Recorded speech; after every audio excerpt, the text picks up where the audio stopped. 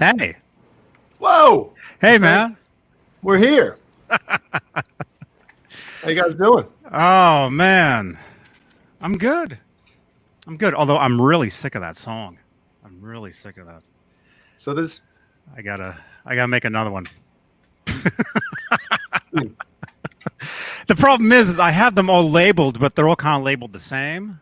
You know, so I can't really remember what the other ones sound like. Like what? Like new song 1, new song 2. Yeah, that's how I name all my songs. Me too. I'm the worst with actual titles. You know.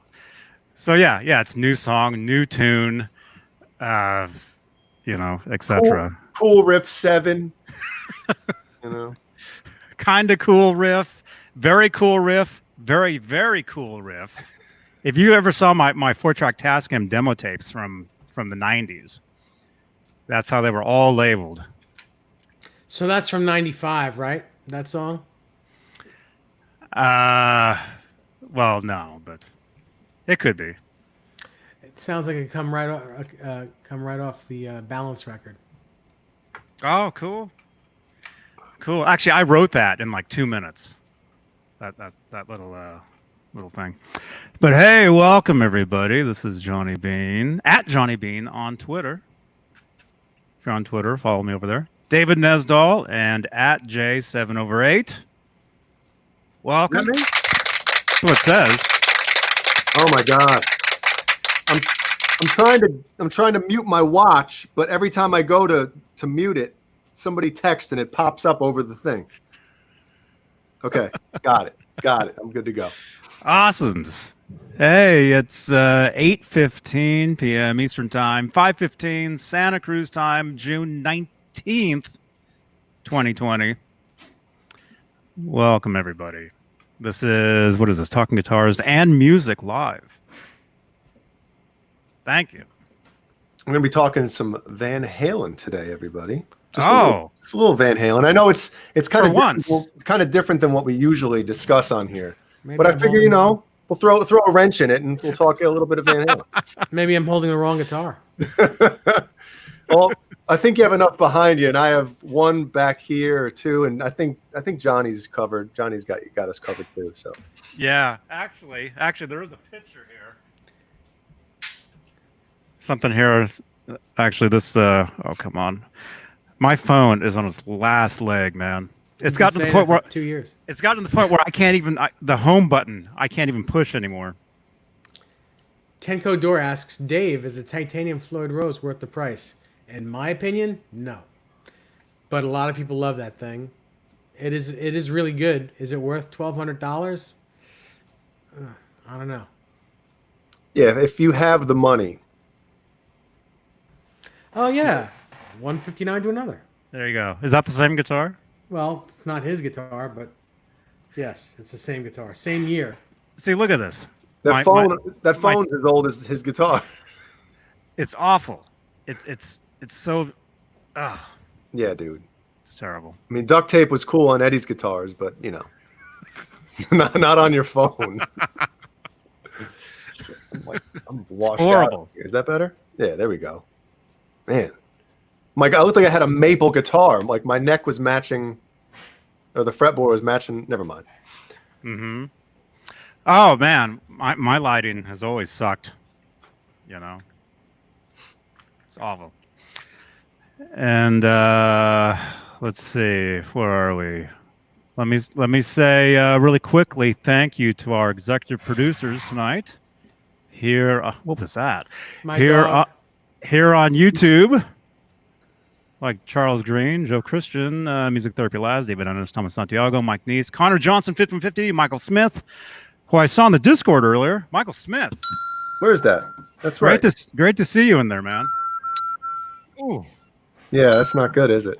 I was actually setting up another bot over there to help out with some stuff, and hopefully it kicks in at some point. Some Dave Dude and Steve Carmichael. Thank you, guys. Thank you. We're live on YouTube and Facebook. So welcome. Let us know where you're watching from, like Amanda Combs, Hal Face, Scambot Terminator, Janice Lala, Mark Dillon, Where are you guys watching from tonight? Where are you tuning in? Dylan, you son of a bitch. I bet he gets pissed when people say that, man. I apologize, but I think it's funny. Who?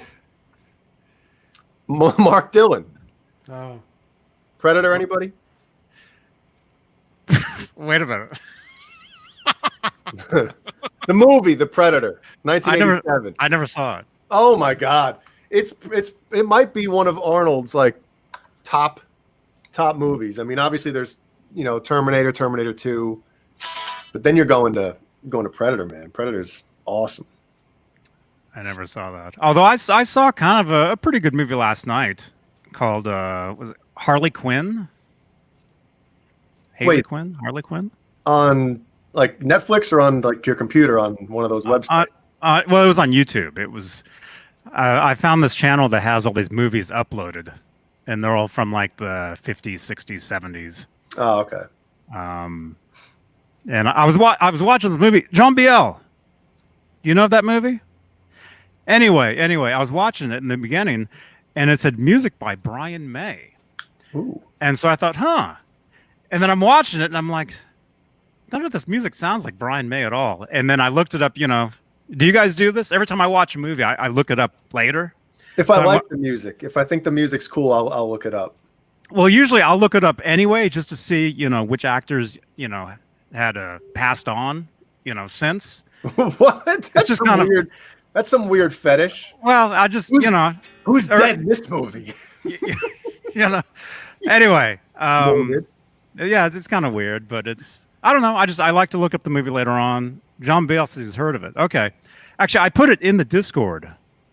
John, there's a brand new section in the Discord called "What Are You Watching?" We gotta make another one called "Who is Dead in This Flick?" Yeah.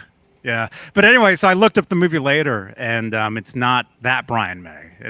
It's in English, or the movie was I think based out of Australia, so it's like an Australian film composer. Oh. Yeah. Guitar for a Cure. Hey, dude. What's up, guys? Thanks for last week. Peter, Justin, you guys, thank you so much, and you're welcome. It's been a long week, man. If that was Friday, that feels like a couple weeks ago for me. Let's see, is that still in here? No, it's not. But hey, thank you so much, man. And actually, I still have the actually Nightbot actually has your website. Michael Nightbot. Yeah. Yeah, when we I watch The Knight Rider every night. Oh, it's such a great show, man. It really is. Every episode he's never mind. He's the coolest 80s dude in the world. Yep. He's got the coolest car. Mm-hmm. Man. If you had your choice between the General Lee or Kit or the Starsky and Hutch car or any one of those cars, which one would you want? Yeah, which one would you take? Oh man, it would be between Kit and the DeLorean. If the car talked, I'm taking Kit. But if the DeLorean actually does time travel, I'm taking. Well, if you could have one, why not take both?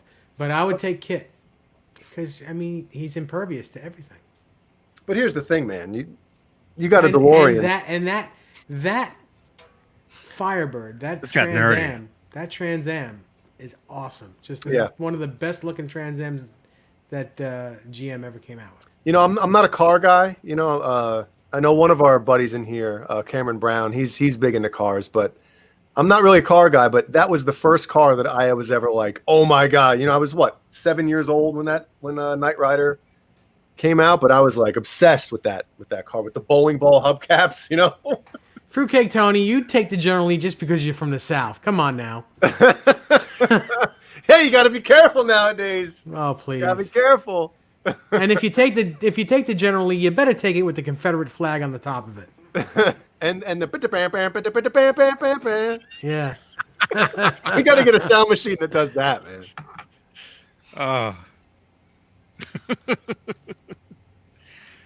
Yeah. Oh man. I would take the DeLorean, of course.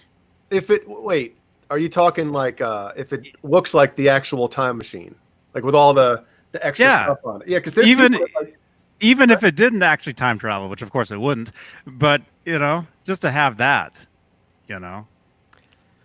Okay. yeah, because I mean, you drive down the street with the DeLorean looking like the Back to the Future car.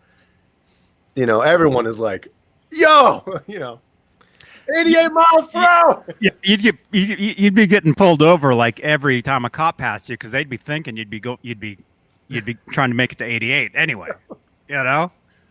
Oh, that's so funny. Or they're after Doc Brown. Yeah. The Libyans. I don't know how they found me, but they found. Thrash Metal brings up a good point. He says DeLorean is a weak. Wait, DeLorean is a weak ass Volvo that won't even do 88. Yeah, the original engine, I guess, or motor that they put in the first DeLoreans, they were not, and those weren't they like stainless steel? Those cars, they were heavy as shit. And the first motors they put in those things weren't very powerful. And then by the time they put the second engine in, it was virtually the end of it.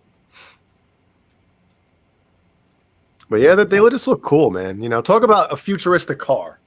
You couldn't pick a better car to be that car in that movie. The DeLorean, if its engine was a heart, after a 10-mile ride, it would need like 5 stents. Jesus. Great Scott.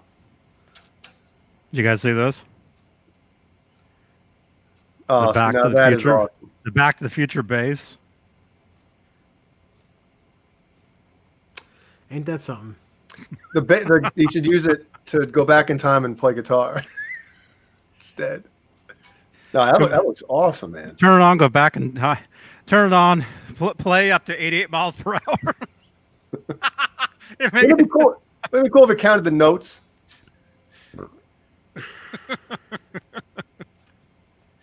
Yeah.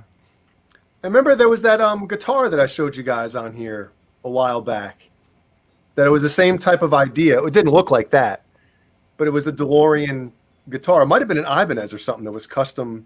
Oh yeah. Actually, that looks like an Ibanez right there. It looks like a fireman or Iceman bass. Yep.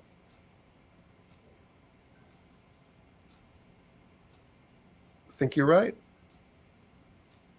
Oh, I thought it said Boner Designs. I was pumped for a second. Let's see. It probably says. No, it doesn't. Just says it was built. It was built in the future. They don't know what it is because we didn't get there yet. Yeah. Yeah, but there was another one. You're right. I'm sure there's tons of them. Oh wait, here we go. It looks like it would travel through time if played at 88 miles per hour. That's what I just said. Yeah.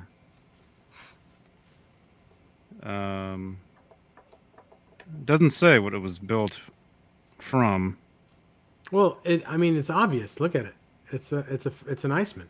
And the headstock, I mean, I know that headstock from like the sound gear bases and stuff. The Ibanez sound gear bases, so you're probably right. And it's cool that it shows like what everything is. Yeah. Oh wait. And that's cool that all the proceeds when they auctioned it off. That's cool. Yeah, with the Michael J. Fox Foundation for Parkinson's Research. I don't know if it's an Ibanez. It doesn't say anywhere that it is an Ibanez. Well, it doesn't say it's anything else. So let's just go with an Ibanez until we're proven wrong. Yeah. Yeah, it probably is, I guess. Yeah, Wait, what did it just say on the bridge? Babix. Oh, no shit. Yeah, it's good stuff. That's cool, man. It's cool, but would you actually play that? If I was a bass player, you're damn right I'd play that. You kidding me, dude? On stage with that? No one's paying attention to the singer. For once, everyone's paying attention to the bass player. Friggin' A, man. Yeah. Push buttons to advance destination year digits. Yeah, see, if you're in a band that plays, different eras of music, like 70s, 80s, 90s, or whatever, you know what I mean? Look over and you're And like, today? and well, I don't know if anybody's playing anything from today, but you can say, hey, we're going to go back to 1975. Tick, tick, tick, tick, tick, tick, tick, tick, tick. Then you play the song that came out. I'm curious to know where the banana peels are at. Where do you put the banana peels? It doesn't have the Mr. Fusion. That's what it's missing. So then this would be the Back to the Future 1 bass. Yeah. Where would you put it? Like just off the back? Probably shove it in the bottom. Yeah.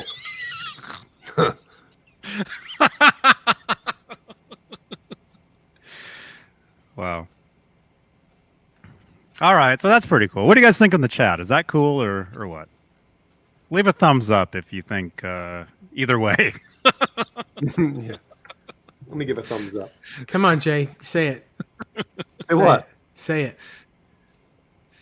I don't know what you mean. All right. Sing it. Oh, gonna go back in time.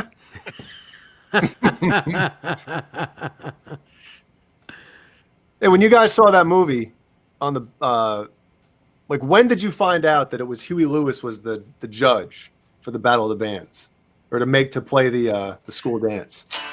I was a huge fan. That was Huey Lewis and the News was my first concert ever. I saw them the previous year. Mm-hmm. So of course when I saw that scene, I recognized him right away.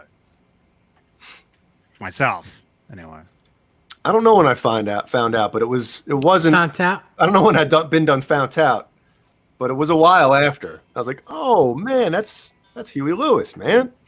Crap. Mm-hmm. Were you a fan? Yes. Were you a fan of what? Because of sports? Yeah. Sports. Whatchamacallit? Friggin' what's the Heart of Rock and Roll? Yeah, great song. Yeah, I had that on 45, man. I used to pump the hell out of that thing on my little Fisher Price record player. Yeah, the orange one. Oh, yes. Yeah. Yeah. Yep. I had that tape. That was my first concert. And it was, I swore, even though I was sitting like way up in the bleachers, I swore that the bass player was looking right at me. What, do you have big black glasses on so you could... Yeah. He doesn't move. He just stands there with the cigarette, and... It's not even lit, right? No, it is. It is. He smokes the entire time. Yeah. Yeah, they were great, man. And then, of course, after I moved out to the Bay Area, they're, one of the biggest bands from here. And so I've actually driven by, not that I knew it at the time, because actually I was rehearsing at this drummer's place out in, where was that? I forget where it was, but I used to drive right past this club or this bar. Every time I'd go to this dude's house to rehearse. Later on, I find out that was the bar where they filmed the Power of Love music video. Oh. If you remember that video where Doc pulls up in the beginning, Mm-hmm. right? And then, Huey Lewis, they're performing the song. And yeah. That's cool. I mean, think of, that song in Back to the Future 1. Because that song isn't about... Back in Time, wasn't that for the second one? Right? No. Power of Love was the first one. Back in Time was in the first one, too. Was it? It was the end of the movie. Mm-hmm. The very end was called Back in Time. That's right. Man. Shows how much I know. No, I saw that movie a billion times. I saw it in the theater, and then, of course, on home video, VHS. Mm-hmm. The day that thing came out, you pay the $89 for the VHS tape.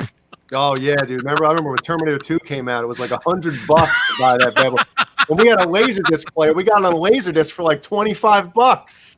It's like, wait a minute, the VHS. You know why? Because they didn't want people buying the VHS instead of renting them. So they made it $100. It's got to be the reason, right? Mm-hmm. Yeah, it's not even widescreen. It's pan and scan or whatever, where the camera's moving around like really weird. You ever notice that? Especially when they would show movies on TV back in the day. You would see half the screen. Yeah. You wouldn't see the entire thing, and of course it'd be extra weird movements. Mm-hmm. If you guys know what I'm talking about, John Biel, I'm sure you know what I'm talking about. But yeah, Back to the Future, man. I watched that all the time, every day, and of course, Marty McFly being my first guitar hero, ever, because of that movie, and then later on for Light of Day. That was another movie I watched all the time. Playing a real cool 50s Strat on that one. Mm-hmm. Real one. Mm-hmm. Did it have the Floyd Rose? No.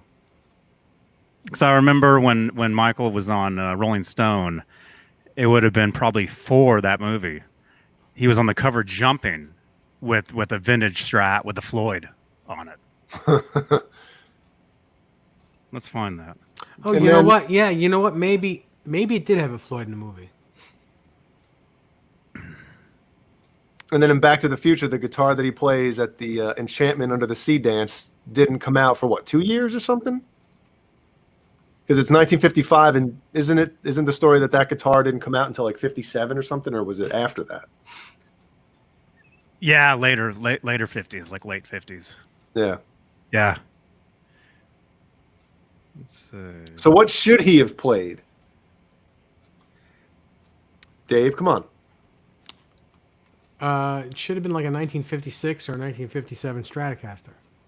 Well, if it Two-tone was sunburst. if it was 1955 though. Oh, then it would have been a 1954 or 55 Strat. The only difference would be it would be an ash body instead of an alder body. That's pretty much it, and the neck shape would be a tiny bit different. Other than that, it'd be the same guitar. Plexiface says a Gibson 55 gold top. That's not the guitar he played. That's not the guitar he played in the movie. I don't think. Are you sure? I don't remember there being. I don't remember there being a humbucker in it, but I think it is. I think it is. What movie are you talking about? Light of Day. Light of Day with Joan Jett. Joan Jett and him were in a band. They play brother and sister, and they're in a band. They work at a factory. Michael McKean is in the movie as well. I don't think I've seen it, man.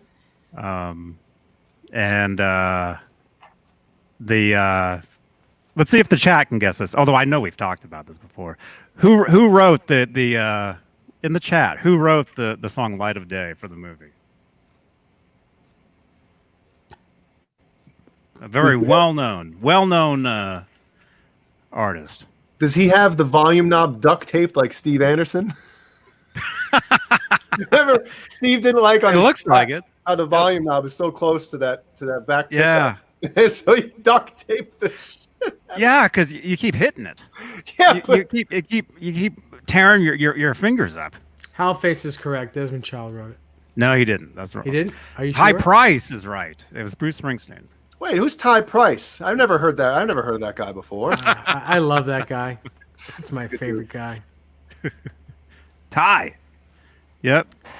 Well, let me see if anyone else got it. No, it wasn't R. Kelly. No. R. Kelly. Jesus. For whoever said that should be shot. Oh, wow. Well.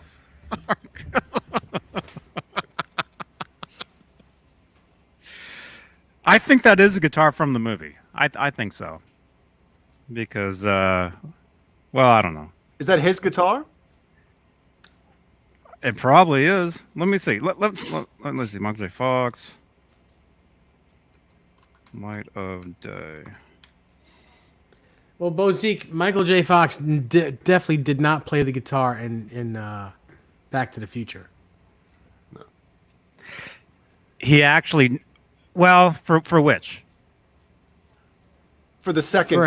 For the first one, the one they played that Van Halen solo in. for the part in the end of the movie, no. Yeah. For the high school Battle of Yes. the Bands, yes, that was him. And That was actually- you that could was- totally tell it's different too. That 'cause was actually him playing for No that shit. when he played the Ibanez. Yeah, that was actually him because there's footage of him actually getting lessons to play that, and he's actually playing it. you know what he should have got lessons on? How to ride a skateboard. How to Just drive a go. DeLorean? Okay, yeah, that is the guitar. There it is. Wait a second. It's got the Floyd on it and the black humbucker. Let me see the cover again. Do you have that window open as well or no? No. Oh, Okay, well, anyway, there's that one.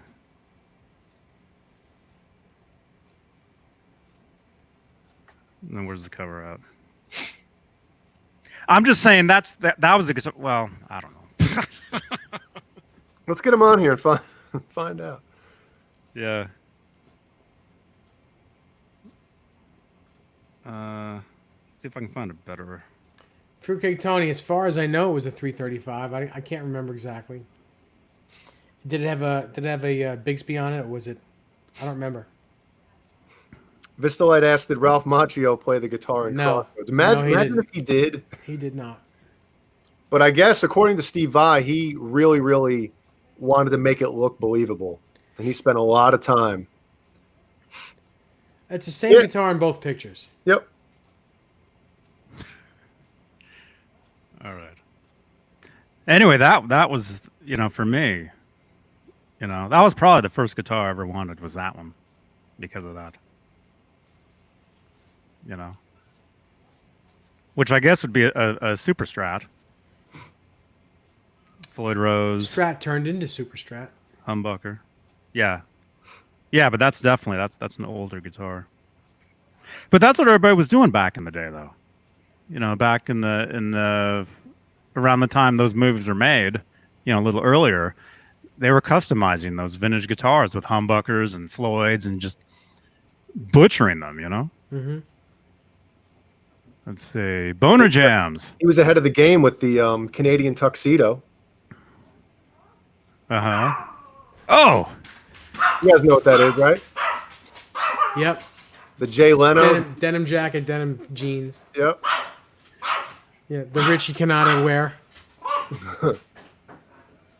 Rising from the waistbands of those watching brothers. Never fear, Boner Jams is here.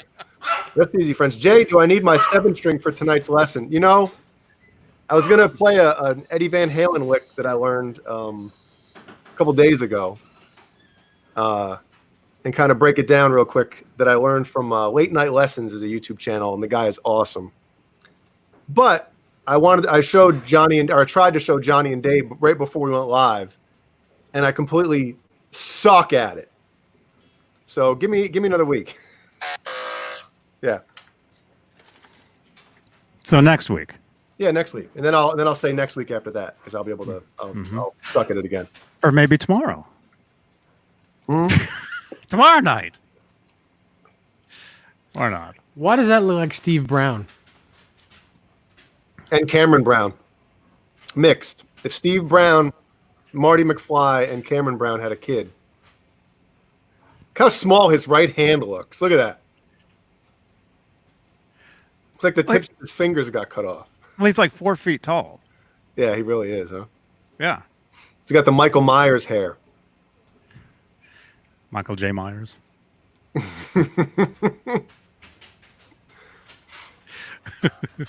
But hey, wait, John Biel. What? He's sending me pictures. Ooh. You guys want to see a picture of John Biel singing with Huey Lewis?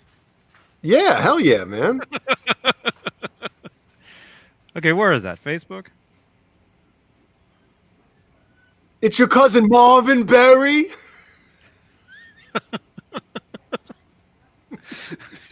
You know that new sound you was looking for? Well, listen to this.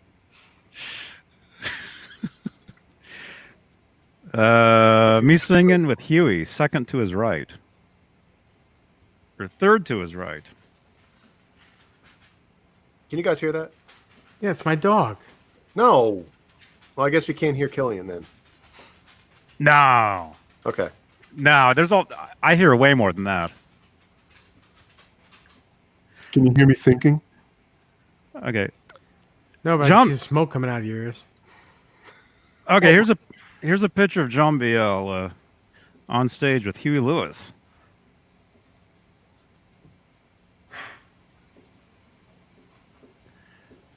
Hold on, wait. Which one's John Biel? Everybody got it. Everybody has to guess. So from Huey's right, if you count in, I know which one he is. Yeah, I know which one he is. Looks like the one that's like All the way in the back. all the way in the back that like wasn't invited up. Like, hey, let me get up there too, guys.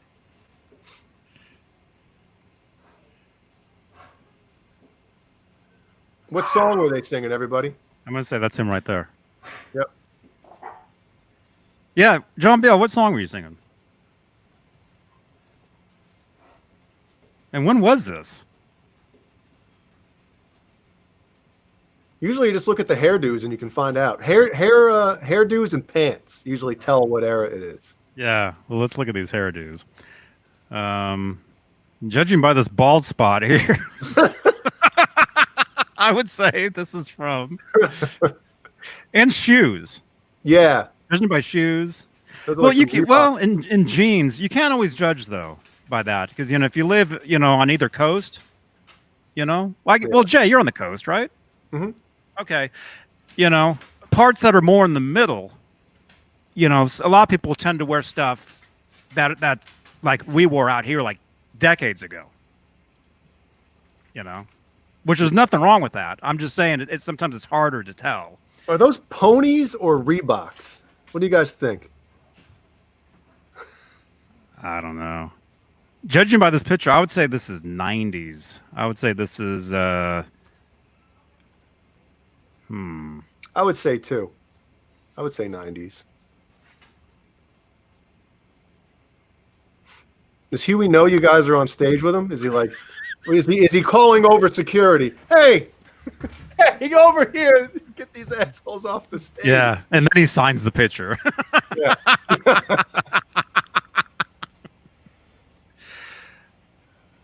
John Biel, when was this from? I would say this is like nine. Yeah, in the chat. What do you? Oh, he just said okay, 96. Oh, okay.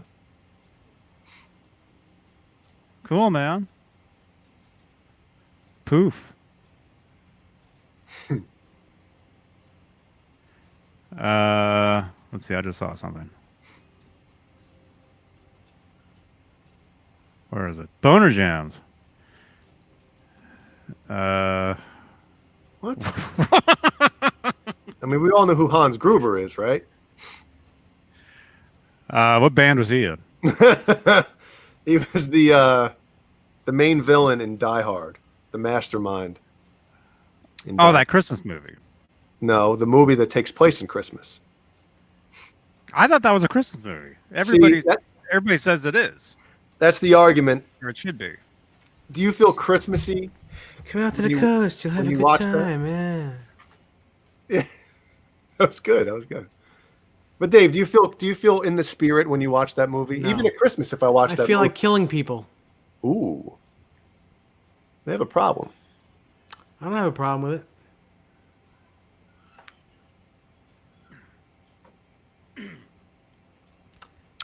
Cricket? Well, you guys want to discuss a little bit of not Van Halen news, but Van Halen news? Yeah. All right.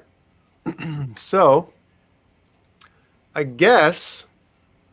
Well, this take. Oh man, see, this video is from March, the middle of March. So This one? Well, the one You're live. This is live. Well, wait, All this the isn't way. taped. It's June 19th, 2020 right now. It's not March. What? Heavy metalhead hippie. Thank you, man. Give somebody a guitar pick on me. Okay, anybody who wants a guitar pick, send me a message on Twitter or Instagram, and I'll send you a guitar pick. Or text me. You can text the number. We keep forgetting, Johnny. Every time somebody makes a donation. Oh, For every dollar.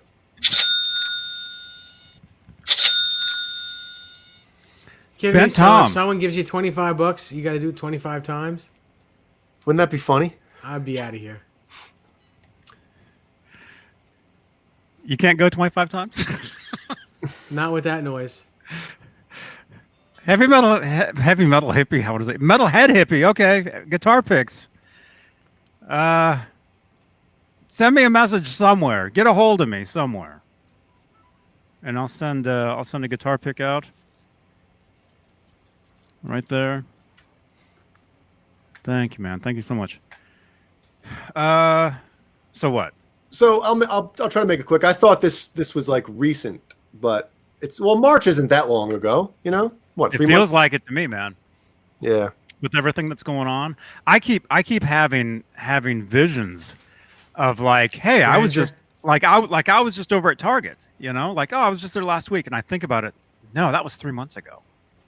That wasn't, but it feels like, you know what I mean? Because you've been stuck in your house, Yeah, and this is all lumped together, and it feels like one long day. And then when you know, right before everybody got locked in their houses, yeah, I get you.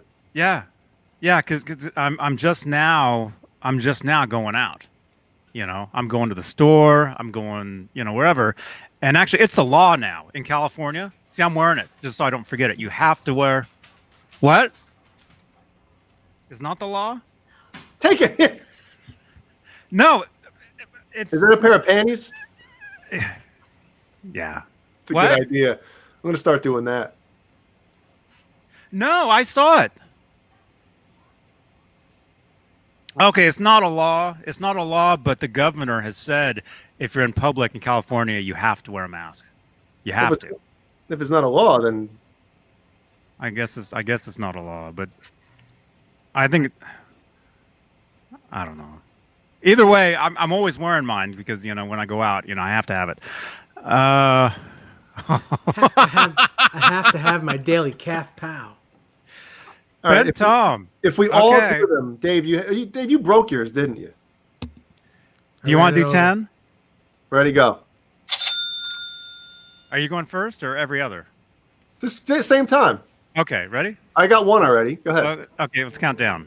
3, 2, 1.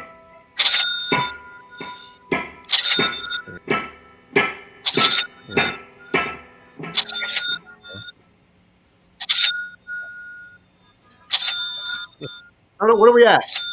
7.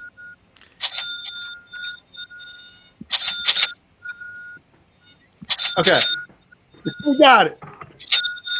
Oh, that counts as 20 if we both do it? Yeah. Ben Tom, is that good enough or not? I was ready to go for 20. No. We got 87 watching. Down to 86, 85, 84, 83, 0. All right, that's got to be 20 at least. Ben Tom, thank you, man. Cobra Kai wants to know what the best pickup is for a 5150 replica. The one that's best sounding to your ears. I like a JB. I also like the Pariah, Pasadena Black. Those two are my favorite, but it's all depending on what you like. I got to try one of those.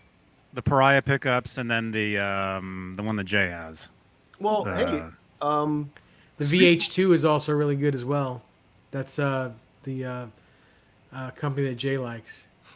Bare Knuckles. bare knuckle. Yeah. I have And, one of those. I have one of those in one of my guitars. It sounds really good. Caleb and Craig, obviously Craig from CHS Custom Guitars. They've been Craig puts Aftermath bare knuckle pickups in a lot of his guitars now, and he says he can get the Van Halen tone with that pickup, and I would have never thought it, and even because he put one in Caleb's one of his Wolfgangs the Space Wolf, I believe. The Space Wolf. Space Wolf has an Aftermath in the bridge pickup, and Caleb was like not sure about it at first, you know, which is understandable. You know, hey, it's a Van Halen guitar, why wouldn't we put, something that's more, I guess, in line with a Van Halen pickup? And Caleb said when he got it, he was blown away. He said it's friggin' amazing. So, Well, I'd like to try one of those as well, I also think the Van Halen tone is in your fingers. It's more in your fingers. The pickup is a kind of a vehicle, but if you have the swing that Eddie has, or if you can find sort of the swing because no one has the swing that Eddie has. I don't care how good you are, or how much you sound like Eddie Van Halen. Nobody has Eddie Van Halen's swing, but if you have that style in your hands, you'll get that sound out of a lot of different pickups. Yeah. Well, I mean, there's a difference between tone and style. I'm talking about the tone in your fingers. Plus, you have to have that swing. But is that more style or tone? I think they're talking about more like the actual sound of the pickup itself, right? Or was I not listening? No, you're right, but still, there's a lot of factors. Part of the tone comes from your fingers too, not just the style. Yeah. The amp that you're playing into. Yeah. Well, I mean, you can debate all this. Well, I don't believe in all day no. long. I don't think. And I don't Amber, think we can see you, Amber. I don't think the amp, because I mean, when Eddie plays acoustically, he sounds like he's playing through a 100-watt Marshall. It sounds like him. It's just humongous, even acoustically. I'm just saying, if you play a Wolfgang guitar with Wolfgang pickups into a friggin', piece of crap, solid state Garbage can amplifier. I was gonna say lunchbox. Eddie might lunch sound like pail. Eddie, but yeah, but you know what? The Wolfgang pickups, that's not the Eddie Van Halen tone that I think of when I think of Eddie Van Halen. I don't think of those newer pickups that are really hot. I don't think of that at all. I think of a really open sounding, very low gain pickup through a Marshall. That's what I think of. His actual pickup in his Frankenstein wasn't it broken? Yeah, only half of it and some of the other half was working. It's funny you say that, because when you watch some of those older videos when he's playing the Frankie live, it has that bite of a single coil, like the pick attack, that you can hear it. And I'm like, that's very strange. Mm-hmm. Coming out of a humbucker. Mm-hmm. Yeah, plus when he would use the phaser, on his solos, it would get a real, really cool sound. So, back in March 18th, I guess it would have been, or somewhere around there. That's when all this hell started. Yeah, so it's going to be Gary Sharon's fault then. So, he was on with Eddie Trunk, and so I have it pulled up here so I can read exactly what he said. So, obviously Eddie Trunk asked him about his time in Van Halen or whatever. So Gary said, so when I left the band, there wasn't bad blood or anything. We just got separated, and now I hooked up with him again. Him, obviously meaning Eddie. Mm-hmm. So Eddie Trunk responds with, was there a certain event that brought you back or reconnected or something? And Gary Sharon said, just a call. Now, here's where it gets interesting. Eddie Trunk asks him, and this is what I would have asked him too. Wait, you called him or he called you? Because that's a big thing, So he asked him, did he call you or you called him? And Gary Sharon said, I can't give you that information, and laughed. So, obviously when something like that happens, you start speculating, and of course, if Van Halen was very public about stuff, nobody even bat an eye at this. But the fact that everything is so secretive and locked down, and there's no closure on anything, no one knows what's going to happen. The speculation starts. People start thinking like, wait, Gary and Eddie had a phone conversation? Who called who? What's happening? Mm-hmm. I thought it was pretty interesting. I sent it to you guys. I read it. I mean, I listened to it. I know that some of it's just like people getting pumped up, but I mean, I think I think people would be more open to him coming back in the band now than ever before, especially back in, 97 or 98. Well, 98 the album came out, but I think people will be more open to that now because it's just people want anything to do with Van Halen now. Mm-hmm. Anything. They'll take anything. And at the time, Well, I don't know. I would say most like fans like us, Mhm. where the three of us, 2.5. two and a half of us, Yeah. everything they've ever done, I've enjoyed. There's never been anything where it's been whatever. Even, but like what you're saying though, how many years ago was it? Was it 6, 7, 8 years ago? Eddie did those 2 songs with LL Cool J. Mm-hmm. And when those came out, you had fans saying, what's that? It's where people are either like, oh, this is awesome because it's new Van Halen, stuff, or oh, hey, what's this? Why? I remember a lot of some of the diehard. I would say the diehard like Roth fans probably didn't enjoy it as much as the Hagar era fans. I would say, if that makes sense at all. Well, I don't even know if I might have listened to part of one of those songs, but I really didn't have any interest in listening to it. But just to get back to my point, and the issue at the time when Gary got in the band was right after the debacle that was Dave coming back. When they But presented, he was never coming back. He just did the Rock and Roll Hall of Fame. but with them. people thought he was back in the band. No, the MTV Awards. Yeah, people thought Yeah. he was back. And then Hagar fans were pissed that Sammy was out of the band. So you had the Hagar Van Halen fans were pissed because Sammy was gone, and you had the Dave fans. Van Halen fans are always mad at each other all the time, no matter what. Yeah. So, Van Halen fans can't agree on anything. They're the biggest bunch of pussies on the planet. Hey. Van Halen fans are like the worst. No, it's like they're fighting each other, and it's like they love the same thing, but Oh, dude, I run a Van Halen Facebook group, which I just added 300 more people into it. We're over 17,000 members in there. well, Which are we going to start that watch party? Actually, it's now that we're funny. talking about this, we probably should. But I have this video pulled up, the one that I was telling you guys about from the Real Music Observer. If I'm going to be using this video, I might as well give the guy, let you guys know where I'm seeing this from. But every time I look up, because I usually look up and see the numbers of like how many are watching, and the first time I looked up, I was like, for that split second, I saw that it's 10,575 views on that video.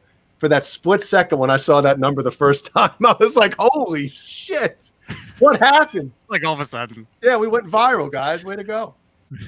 But no, not yet. not yet. But yeah, if you're all Van Halen fans, Nightbot just gave you a link right there to my Van Halen Facebook group. It's mainly Roth era, but I don't know. But when somebody posts something with Sammy, get in there because it's fireworks sometimes. They people go nuts in there. Yeah. Yep. Yeah. And yeah, So- we were gonna start a watch party in there, a live watch party for this, but Jay. Well, go ahead. Start it anyway. We're talking Van Halen, right?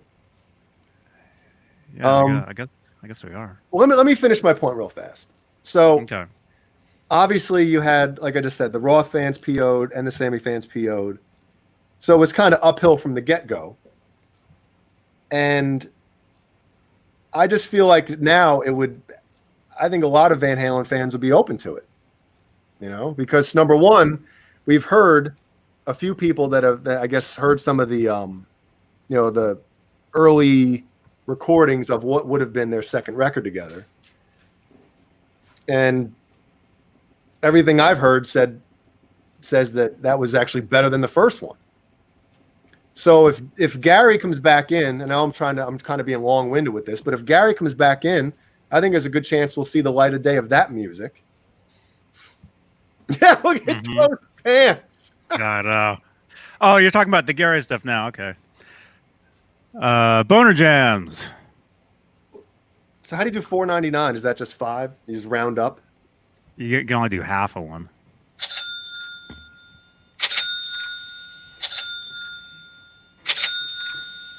Okay, that's 5.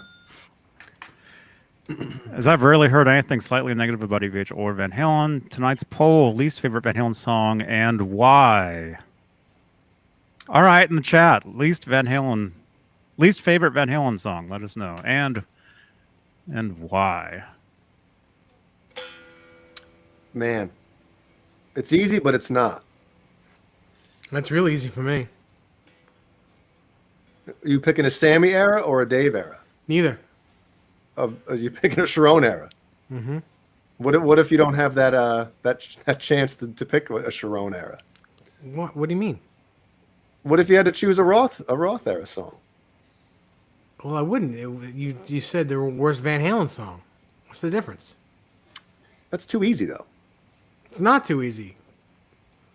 Because I'm not just picking it because of the Sharon song. I'm picking it. Eddie Van Halen sings it. Oh, that one, huh? You don't like it? I hate How Many Say I. Stupid What? ass song. How Many Say I? Mom jeans. Yeah. Like remember those things? The Cavaricci jeans or whatever the hell they were? Or something? I don't know what the hell they were. Yeah. So why? What's wrong with the song? It's garbage. It's rubbish. Rubbish. I never thought I'd hear that today. Wow. Did you tell him that when you were hanging out with him for a week? No, because it wasn't written yet. Well, it was. You're right. Yeah, it was. Yeah, I forget. Oh. Yeah, but I wouldn't tell him that. Yeah, I know. That's like the first thing you tell I thought somebody. they were promoting that record. Hey, Yeah, you're Ed, Ed, I'm having a great time hanging out with you. By the way, You don't sing so much. you know what song really sucks? Like, yeah, that's Stick to the guitar. Wow. it's Well, funny. Yeah, don't quit your day job. Man. Well, something that's kind of related to that. We were talking about Light of Day earlier. There was a song on that in the movie and actually on the soundtrack that Michael J. Fox sings. Did you ever hear that one? I probably have, but I don't remember it. Michael J. Who? You know who I'm talking about.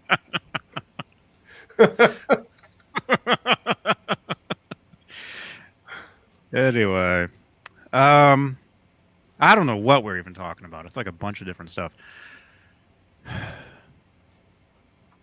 Least favorite song?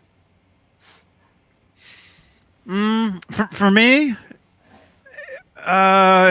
when Carnal Knowledge first came out, I remember there was a song called "In and Out." You didn't like that? You know, I thought it was about hamburgers. Oh my god! But that's not saying you like it or not. I thought it was about banging, but obviously it's not. Right. Man on a Mission's about it.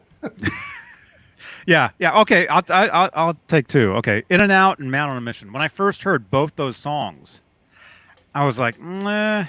There was something about them. This isn't really. It's not as happening for me. Fast forward.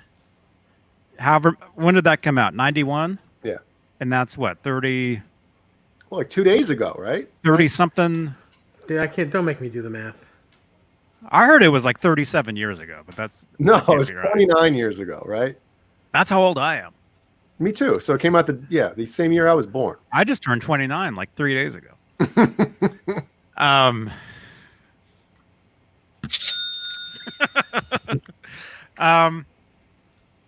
Okay, Bozik, 29 years. What am I trying to say? Okay, so fast forward 25 years. Okay. Somebody that I knew on Facebook actually won an auction for a DAT tape. I've told this story before, and this isn't it. This is just one that I have that I never opened, never used. Somebody won an auction from Andy Johns for a DAT tape that had Man on a Mission and In and Out on the tape, but there were mixes for the live record, but they were before the vocals were added. So it's just instrumental versions of those two songs. And so let me say, when I first heard those songs instrumentally, I thought they were awesome.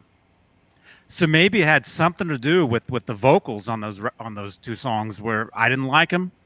I don't know. I'm not sure what it was, but instrumentally, those two songs, I liked them a lot better than with the vocals. Now, I don't know why. I do know that the one Van Halen song from the Sammy era that I didn't like at first, that ended up growing on me years later, Pleasure Dome. And I think a lot had to do with, on the live right here, right now, they play that instrumentally that goes into Alex's drum solo. Mm-hmm. And I think it was from watching that, I was like, this is actually pretty cool. And then listening again to the album version, I was That's like, the same as me. So you didn't like it at first either, and then you ended up... No. But you're saying I think what you're saying is the same thing what I said when you heard the song instrumentally.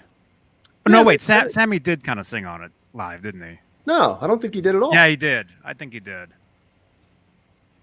John Biel. No, he didn't. I can't. He didn't sing on it. It's not like I watch this stuff every day because I really don't. Although I did see a really cool video last night, which we'll talk about. Maybe we'll talk about more tomorrow night.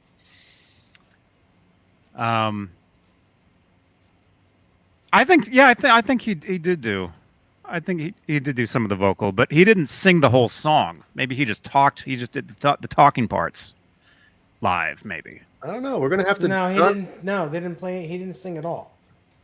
Where's the John Biel? On the one in front of the drum solo?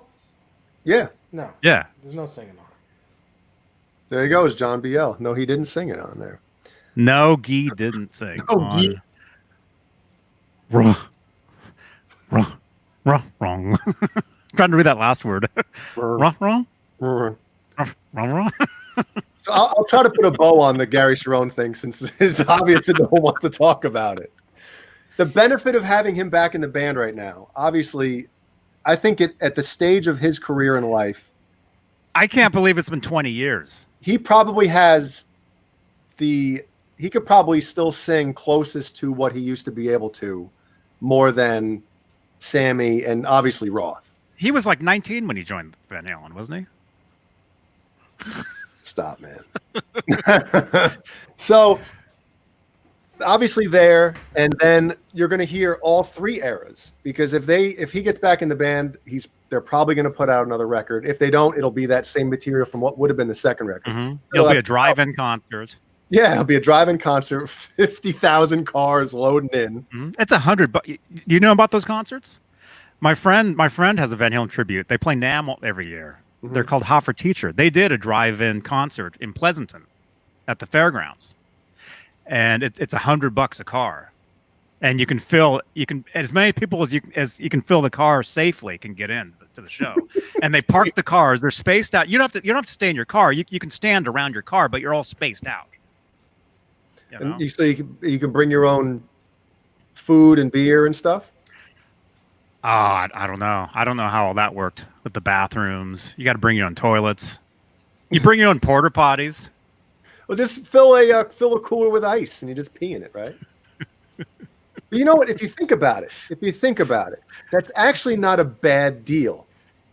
You and three other friends, right? You got four people in a car. It's $25 a pop. You can bring your own beer, so you don't have to spend $9 on a beer. I don't know what you can bring. I'm sure. Let me see. There's probably. Yeah. Well, let's just say. How face a bring your own band. Yeah, just be careful, digging through the food later on. It's like, who brought the fudge? Frank's never fail fudge. Wait a minute. Nobody gives an F about the guitar pickups at a show. Huh? What? Because it's so loud. It really doesn't matter what you're using. Which actually that's kind of true. You can use anything. Wait, Amber, do you play guitar?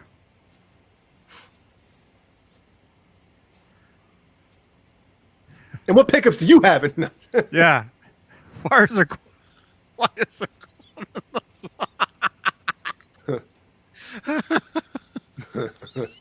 Yeah, look at that stack. Who made these fudge brownies? Why are there corn in these things? Oh, Wait, that's the wrong cooler. I don't know how much that stack is behind him with that. Look, go back to that picture real quick. Look at his rig he's got behind him. Who was it? Was it Mike Neese? Yeah. Mike Neese. Wait, where are you? I think this chat is like rolling. I can't even find. Ben Tom goes, why in the hell would you fill a cooler with ice and then piss in it? I'm sure we've all been in those dive bars where you go into the bathroom and there's that row urinal, not like separate urinals. It's just like a trench. That's how at Shoreline Amphitheater. That's what they have. You go in there and it's like you're peeing into a tub. Yeah, and usually those things are filled with ice. That's true. Yeah. Why is that? I don't know why. I don't know if it's like to make It stops the smell. The ice actually stops the smell of the pee. Because cold pee doesn't stink. I guess not. The warmer pee smells maybe. Corn and chocolate, and then cold pee. Ice cold. Mike Neese, look at that. Look at that setup, man. What year is that plexi up there, huh? It might be a metal panel, like 71, 72. Where's that leather jacket now? That's nice. I want to wear that. Yeah. And why is there corn in the fudge? Or why is there corn on the fudge? Gross. So, again, to wrap it up, with Gary, you're going to hear everything. All three eras, no problem. With Dave, you're not going to hear any other thing besides the Dave era. And with Sammy, you're going to hear 95% Sammy era, 0% Gary, which, whatever. I don't think anybody really expects to hear that unless Gary's back in the band. So at this stage, I would actually love if Gary came back, Or I know people, Van Halen fans have talked about this forever. What if there was a tour with all three singers? I would rather just have it Sammy and Dave. That'd be a long show. Imagine, yeah. You know what would be cool? If there was a tour with all three singers and they were like the Rat Pack. So all three guys are up there the entire night singing together. That would be awesome. Yeah, that would end well. That would be cool. So Jeannie said it's because it flushed the what? She's talking about corn in the fudge. Oh, hi, Ellie. What happened? Where's Ellie? Well, if Jeannie's watching, I assume Ellie's watching. Hey, Ellie. It's because it flushes the urine when it melts. Okay, well, there you go. Oh, the ice? Yeah. Yeah, it probably does have to do with the smell. Well, hey, Riley Morgan has a guitar question, everybody. Oh, she's yelling hi. I don't know if you could hear that. Hi, Ellie. Well, why don't you read the guitar question? So, Riley Morgan asks, does anybody else have E-string issues on a Wolfgang standard? Like? I'm assuming high E. There you go. Ellie said, hi, Daddy. Hi, Johnny. Hi, Dave. Oh. Hi, Ellie. Hi, Ellie. Riley, are you talking about your high E kind of like falling off the fretboard? Like that? If you look down your neck, does it look like the strings? Yes. Okay, you well, gotta shift your neck. Shift your neck. Unscrew the 4 screws in back that hold the neck on, and shift Dave, it. demonstrate on that guitar right there. Sure. Why don't I just break it in half and show you? Take a screwdriver, adjust that you neck unscrew for it. you just loosen the screws, and then you give it a quick turn so that you have more room on the high E side, and then screw it back in, and then tune your guitar up. Happens to every every guitar that's a bolt-on at one point or another. And the two Wolfgangs that I have, the Japanese one especially, if I just line it up and screw those back screws in, it's like that. It's the high E wants to. Remember Johnny? I had no idea about that. And when I got that guitar, remember I FaceTimed you or messaged you or something, and I was like, dude, look at the angle of this high E, and you're like, okay, so you just gotta snap it back. Man. I told you, yeah. So a lot of Ibanez's are like that. That happens with a lot of Ibanez's. The gem is like that too. I had to. That's an Ibanez, right? Yeah. There you go. Those necks are so thin they pull to the right or to the left. Hanging to the left. They hang to the left. Those things. Yeah. So yeah, like Dave said, just don't loosen them so the friggin' screws come out and your neck collapses over. Just slightly loosen, and then just you can tap if you want from the bottom. Ooh. Whatever. Yeah. Yeah, and that's going to happen on pretty much any guitar. Yeah, any guitar anything with moving parts. The more you play it, the more if you're jamming out, jumping around, you're knocking things loose. So believe it or not, the screws will become, they will loosen over time. Yeah. And that's one of the reasons why your neck will hang to the left a little bit, and it'll look like your high E string is either off the neck, or it can also get stuck underneath one of the pickups, like one of the pickup bottoms, like the neck. Most of the time, the neck one, but it can also happen with the bridge. Yeah, like it just goes right under. Like you're playing the guitar, you're strumming, and all of a sudden, the string goes underneath like that. Yep. Yeah. And it happens more often than you'd think it would. Yeah. Yeah, it's like you're jamming out, you're strumming, and all of a sudden you start to hear like a real high pitched sound, and you're like, what's going on? And you look down, and you've lost your string. It's under the pickup. You'd think like either your string broke because it's not there anymore. You don't feel it where it should be. Mm-hmm. I told you guys that happened to me. Maybe it was on Dave's show, Dave and Ty. I was talking about when Mike Taft from Ibanez came out when we were looking to get endorsed with them, and he's like, we'll go check you guys out. And the first guitar that I was using, it's downstairs, the Black Universe with the mirror pickguard. It got stuck. Either I broke a string on that one, or it got stuck under the pickup. And then I grabbed my backup. Same thing happened on the second one, and I grabbed my other guitar player's backup. So I went through 3 Ibanez guitars, and the whole time I'm thinking, well, there goes the endorsement, because they're not going to, endorse us, me up there, either breaking strings all the time. But he was like, after the show, he left, and I was like, well, there that goes. So I ended up talking to him, and they ended up, we worked with them or whatever. And I was like, dude, I thought you were that was it. Our endorsement was over. And he was like, dude, you kept grabbing Ibanez guitars off the rack. He's like, how can we not endorse you guys, man? So. You were like this close to grabbing that backup Squire. Like almost the roadie guitar. Yep. the Hello Kitty roadie guitar. But it was one of those moments. I'm sure we've had those moments on stage where you're like, I just F everything up, whether it be just that one show or something bad happens during the show and you're like, well, this band's breaking up. We've all had those moments where like something happens on stage. A show in general, or like a really important, like a showcase or something? That's a good point too, because there's always those important shows and you're like, oh, I just hit a terrible note or something. You botch something. Yeah. Mm-hmm.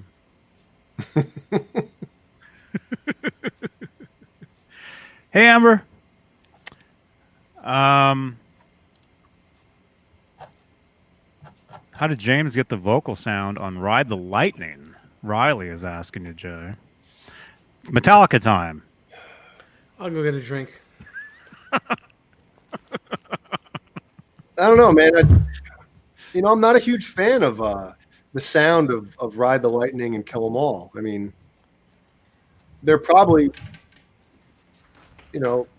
my least listened to Metallica albums. I mean, Ride the Lightning is great, but sonically, I just, I'm not a fan of how it sounds. Plus, I don't think Hetfield's voice was there yet. Like Master of Puppets, as when he started coming into his own as far as vocals. And then Justice, I think, in my opinion, is the best his voice ever sounded. Silence. I don't know what's up over there, but there's all that noise. It was a brand new day. Do all those like those early, like the early Metallica, or just a lot of those, like those thrash metal albums? And this is something I'm asking. This is something that I kind of find, but maybe maybe it's not true. Do all those songs? Do they all sound, not song wise, but production wise? Do they all have the same exact sound? Like it goes from one to the next, and if you didn't know, you'd think. You're talking different bands or on the same album? Like one band per album. Like let's say one Metallica record, not a later one, but like those earlier ones where it's just like it's hard panned left, right, guitar here and here, and solo here, and the drums and the vocal. Mm-hmm. You know what I mean? Does every song, is the production pretty much identical? Which with all those? I would say some of them have that same type of sound. I mean, the thing is back in the early 80s, like they really didn't, up until probably the mid to late 80s, they really didn't know how to really get that tight metal sound. They really didn't know what it was supposed to sound like or what it ended up sounding like. Mm-hmm. But I don't think a lot of those guys, a lot of those engineers and even bands knew how to record that stuff yet. People make fun of Justice all the time about how it sounds, but I mean, the kick drum on that album, that's why metal bass drums sound like that now, is because of that album. I mean, it just had the click that everybody wants in their metal bass drums. Mm-hmm. Super tight. Of the beater? Yeah. Yep. See, I know some things. Yeah. I mean, and everything was like super tight, locked in. They didn't overdo the reverb, because that's my biggest pet peeve with like 80s metal. Especially like early to middle 80s metal is there's just so much reverb on everything. And it's like, oh my God, and the big snares with the bah. It's like, I don't want to hear that. It's not metal enough. Yeah. Reverb is not metal. The guitars were harsh sounding, I mean, metal is a really dry sound, right? Man, how do you? I mean, I would think it would be. I would think if I was to do a metal track, if I was to produce let's say I'm sick of that intro that I have. Let's say if I was to make a metal track, Joe Hervey, hey. Johnny, by the way, did that sound go away?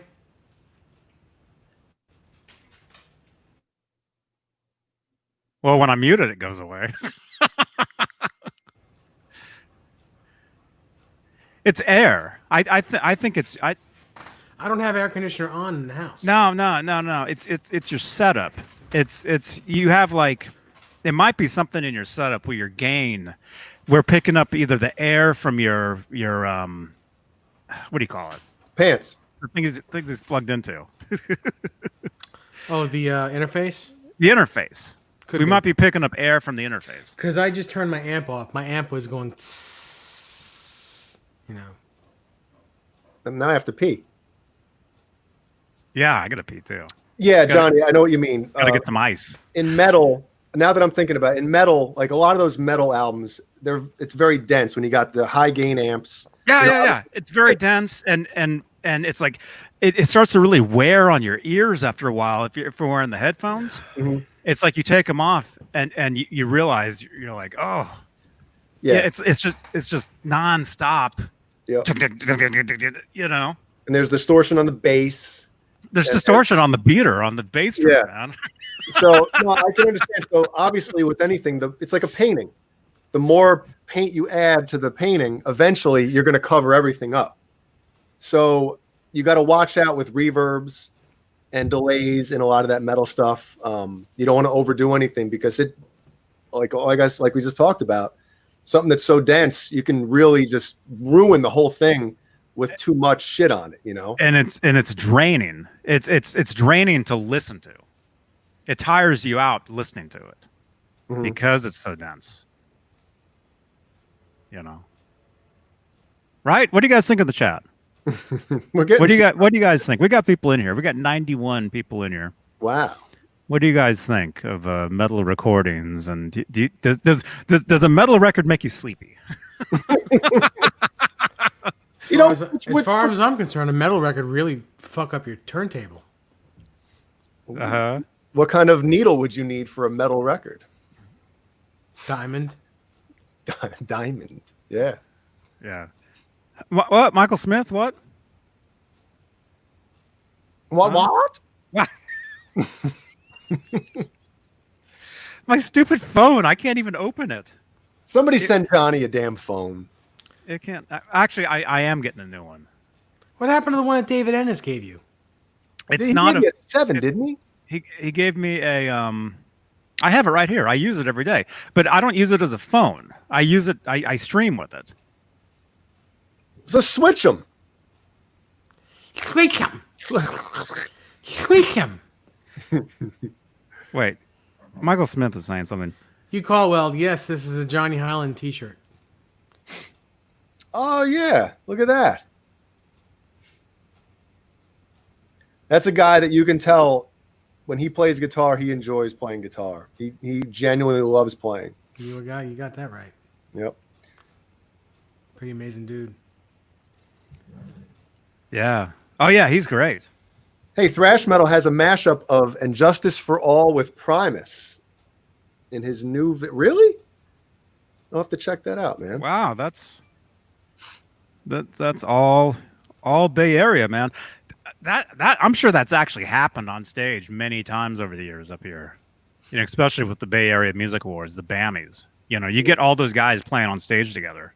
So I'm sure Les Claypool and Hetfield and Hammett, I'm sure they've actually played together in real life. Supposedly Claypool tried out when Cliff Burton passed away, and you know, like you kind of get a different opinion of what happened from each camp.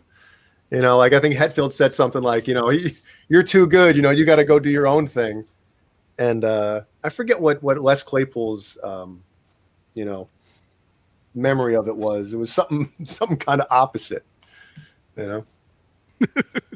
Look, Dr. Evil over there. Oh, this is my guy, man. Mr. Bicklesworth. This is my guy right here. Thoughts on Jeff Healey, He was amazing. Mr. Hellstorm 74. Hell yeah. Oh, see, now this is going to start going off again. I apologize. Wish I knew how to work the damn thing. Wish I knew how to work a motherfucker. So, Dave, while we're all here, Yeah. that was a very cool show last night you had with Dave Friedman. Thank you very much. It was a lot of fun, and I knew he had a great time because just afterwards he texted me and said, "I had a really great time on this." I knew he had a great time because he texted me and said, "I had a great time." I know it's such a Yogi Berraism, but he's not the kind of guy. If he didn't enjoy himself, I probably never would have heard from him again. That's cool. Mm-hmm. That was super informative, and you know, I mean, from everybody that's played his amps, you know, like you said last night, Cameron Brown, who's a buddy in here, he's endorsed with Friedman, and every time I talk to him about amps, like he always just says, "Dude, this Friedman is like just, it's the best amp that you can have." Yep, it really is. It's it cuts through a mix amazingly. It blooms great. It sounds great. It happens to be very, very, very expensive, but if you have the dough to get one, I recommend getting one. They're amazing. I used to have one. I'm thinking about selling a guitar to get another one. Which one did you have? I had a Dirty Shirley 112 combo. Mhm. But it didn't clean up. There was no clean channel, and that's what I needed. I needed the dirty, but I also needed clean. Even if you took down your volume on your guitar, it didn't clean up. It's a great 70s rock and roll machine, but when you need clean, you need something else. So I think I'm selling. Just get a clean pedal. Well, yeah. I'm selling 2 guitars, and I'm gonna get a small box 50. You don't have a small box already? She's outside. Yes. Oh.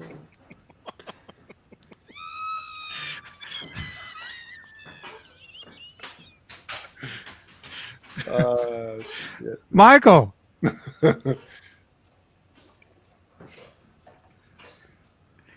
What is that noise? If Les Claypool had joined Metallica, I of the hamburger, the hamburger train Metallica Primus mashup. I'll have to check that out, man. Oh, You all right?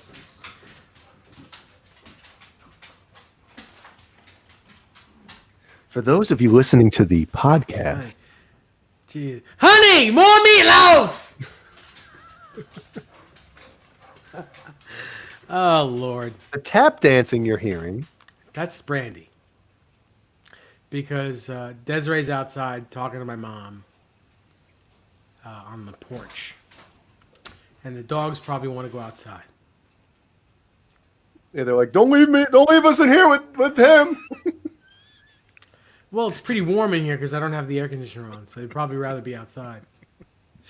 Where it's 100? It's not 100 out. It's actually nice out. But it's very warm in here because I had my tube amp on for like 4 hours already.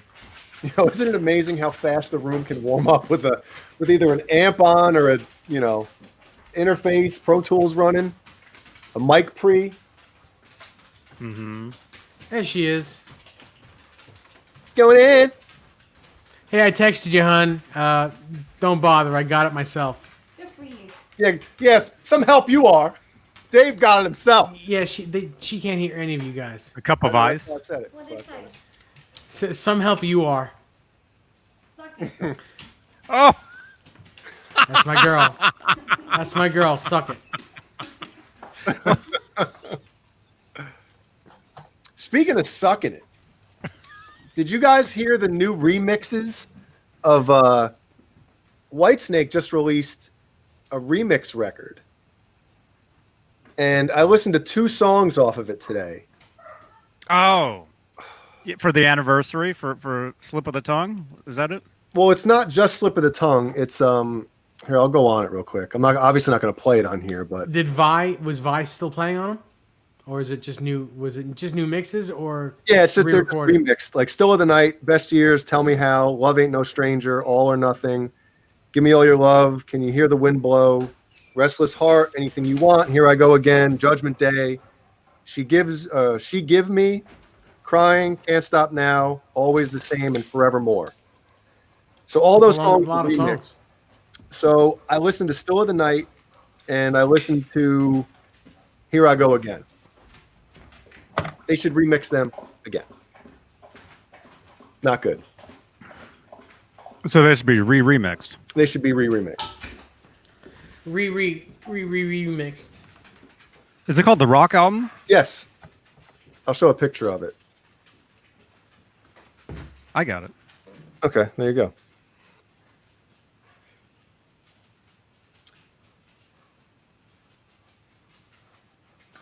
Ah.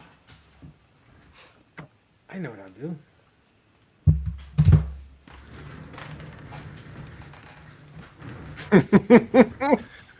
Somebody put a motorbike sound effect when he's wheeling. Sorry,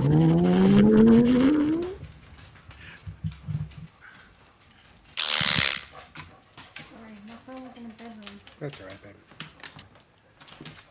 So what? So what you're saying? It doesn't sound good. No, Oh, here it is. Here's the whole thing. yeah, the 2 things right off the bat that I noticed is that his Coverdale's vocals are blazing loud. I'm talking like they shouldn't Way too loud. way too loud. Yeah. They're like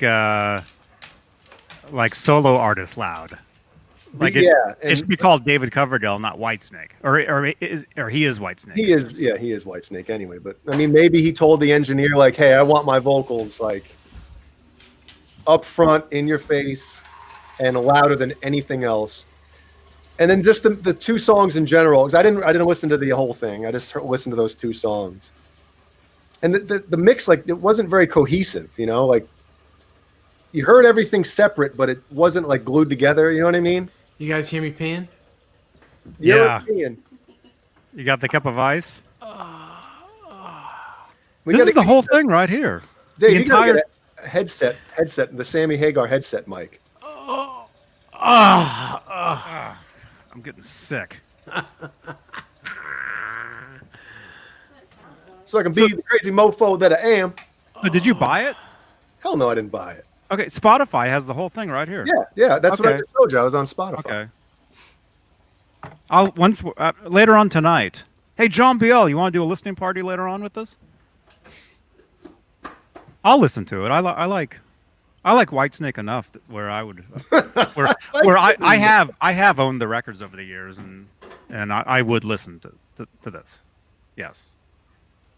I mean, here's the thing, though, right? A lot of those earlier records during that era, I wouldn't say a lot, but some, you know, how do I say this without sounding like I have no idea what I'm talking about? There is no way. But some of those earlier records and mixes of, I'm not just saying Whitesnake, I'm saying everything. Like the Whitesnake, those mixes, those two songs that I just said, there's nothing wrong with those mixes. Mm-hmm. Like they sound great. The earlier ones, you know, the original mixes. 80s. Yeah. 80s mixes. But some of those 80s mixes during that era, just like some albums, I think do need remixes, you know, where that one really didn't. You ever hear the record "Slip of the Tongue" from Whitesnake? Yeah. Not "Slip of the Tongue," "Sliding In." Yeah. That record's great. That's Yeah. a great. I mean, the sound of the '70s, the mixes of the '70s, awesome. See, that's the difference, though. In the 70s, like in the 80s, I think once the high gain stuff started, and, you know, with the, like I said before, I don't think a lot of the engineers really knew what the right way to capture that was. Not the right way, but, you know, I don't think they were doing different Well, yet. Well, mixing,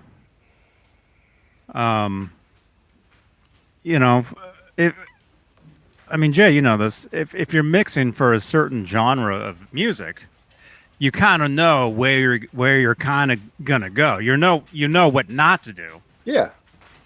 You know, it's like, hey, you know, this song, you know, definitely needs more cowbell. This particular one, you know. But so what are you saying? So I'm gonna listen to these later. Mm-hmm.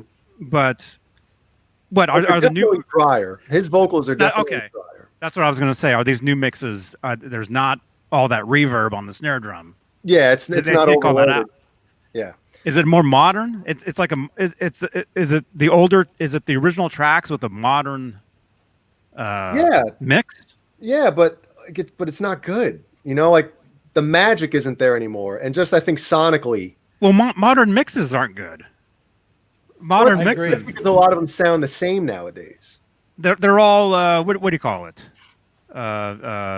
Brick walled or, Oh, yeah. or what's the word? Well, yeah, brick walled. Where cement. everything is all the way up, Mhm. and there's no headroom. Everything is like right to the limit.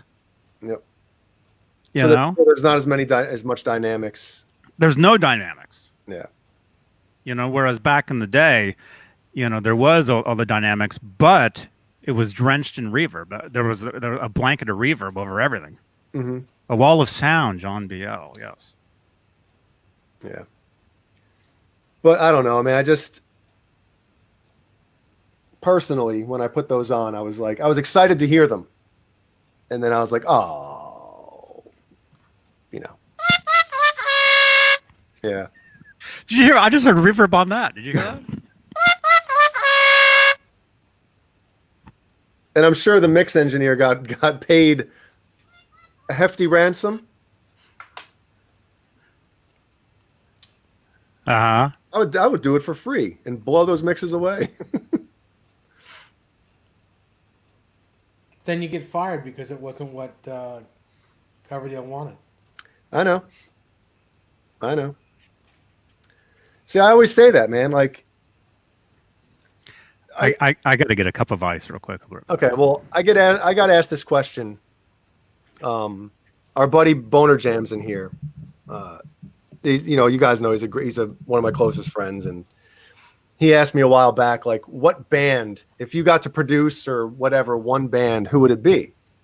And I'm like, it would be Metallica, like hands down. And I'm sorry, Dave, I know it's just me and you now, and I got to talk about Metallica. I mean, I don't care. But because I think, like, have you ever watched like that year and a half in the life of Metallica by any chance, or seen any of that studio Bob footage? Rock? Yes. Yeah, I've seen it.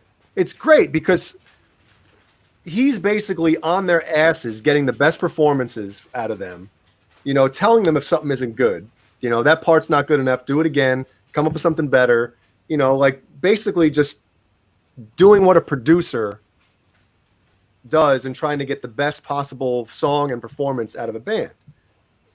And when you watch like the studio stuff, like after that, and especially the last couple albums, I mean, there's basically like the producer in there is just like, yeah, that's cool. Yeah. Oh, that's great. Oh yeah, that's great. It's like, if you're surrounded by like yes men all the time, are you really going to get the best out of yourself? No, you're not going to get anything good out of it. Yeah. So, I mean, I understand that they don't have that fire in them that they did back in, the late 80s and stuff to like really just take over the world anymore. But I feel like if they had a producer in there that really, really got on their butts a little bit more and brought more of that older, get a producer in there that knows that old stuff inside and out and what your older tendencies were, if that's what you want to go back to. And I think that's what they're trying to do, these last couple albums, Death Magnetic and what was the one that just came out a couple years ago? Oh my God, whatever. Yeah, shit, I can't remember the goddamn name of the album. But I mean, I don't know, it just bugs me. Because if I got the chance to produce Metallica, I'd be fired in 5 minutes. Fired. Mm-hmm. Maybe. And that would look great on the resume. Yeah, produce Metallica for 5 minutes. That's what it would be on my gravestone. Produce Metallica for 5 minutes. And that's why he's in there.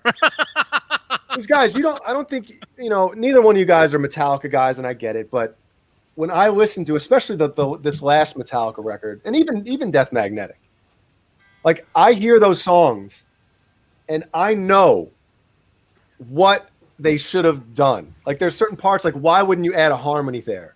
Or why wouldn't you put a solo during the intro to the second verse? And Lars's drums, like he's completely different than he used to be. And I just feel like if I was in there with those guys, it would be the best Metallica record since the Black Album. I really do, man. Do you have any Metallica stems? Just like the ones on, YouTube and shit. But I mean, there's only so much you can do with stems when they're already, especially like the drums. You're getting a stereo drum stem of the entire kit. You don't have. When there's already effects on them. Yeah. It's pointless. Yeah. So you can only do so much. I know. But I was gonna say, if you have any stems of any of their tracks, do what you can with them, make it, do your thing, and try to get it to them, dude. Or try to make it go viral and get it out there where they would definitely notice it. And know what I mean? I wish it was a possibility. So my dad says, Jason, just try to contact him. I'm like, Dad, it's Metallica. I mean, Journey got a singer because of MySpace. They're not the local band down at the pub. You know what I mean? At Justin Joe's pub. Justin Bieber became Justin Bieber because of MySpace. No, well, for me, they are a local band. And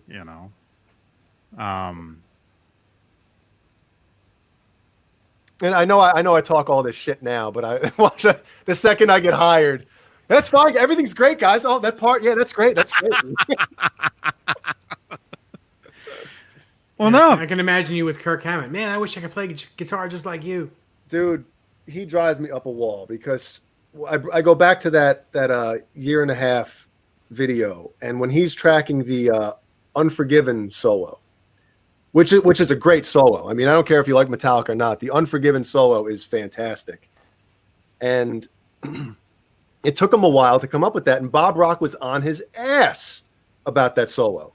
He wasn't taking slop. He was like, this solo has to be great. And I know for this last album that they did, Hardwired to Self-Destruct, somebody said in the chat, thank you, where like Kirk didn't even know the songs. He would come in from surfing. He'd surf all day, come strolling in the studio with, what's the chord progression? And like either Rob Trujillo would bring his bass over, show him the chord for the key or the chord progressions and stuff, or James would be in there showing him, and he would just wing solos. And in my opinion, I don't think Kirk is the guitar player. I think on Kill 'Em All he did a great job with just coming out with stuff and putting it on there. But I think the player that he is now, he really has to like spend time on solos, Mm-hmm. Or if you're a band of that status, you need to spend time on what you're doing. Because if you have millions of fans out there that are waiting for something, yeah, you definitely, I mean, they definitely have a formula. I mean, anything that's successful, there's definitely a formula there. I agree with that. With how they got to that point. But once you get there, and real quickly, you guys, real quickly, we got a major Metallica fan here tonight. Michael. It's Metallica chat, man. I know. I came home. I had some doctor's appointments today, and I got home. I throw on YouTube, and I saw just Jay and Johnny by themselves. Dave, I guess you were having problems earlier. No, I wasn't. I went to get a drink.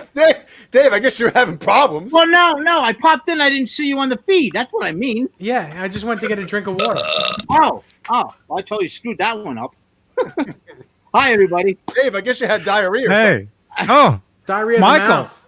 Michael, I've never seen the sunlight behind that window before. That's so weird. No, that's right now. I'm actually off port, and there's a huh? I was gonna say, are you docked? Are you docked? I'm off port right now, and the lighthouse is stuck. So it's on the boat. That's why it's bright. Oh, okay. Yeah. Either way, I've never seen that before, man. That's cool. Or it's daylight here in Colorado. Either one. It might be. I don't think there's any water by Colorado, no? Just lakes. The Rocky Mountain rivers. You got Rocky Mountain water. Yeah. Yeah, but not where you can have a boat. Oh yeah, no. Yeah. There's a lake literally right up the road from me. There's boats all over the place. It's a massive lake. Boats and hose? Wherever there's boats, there's hose. It's true. That is true. How's everybody doing, man? Good. Very good, man. Good deal. It's good to see you, man. Dude, I was glad to see you in the Discord, man.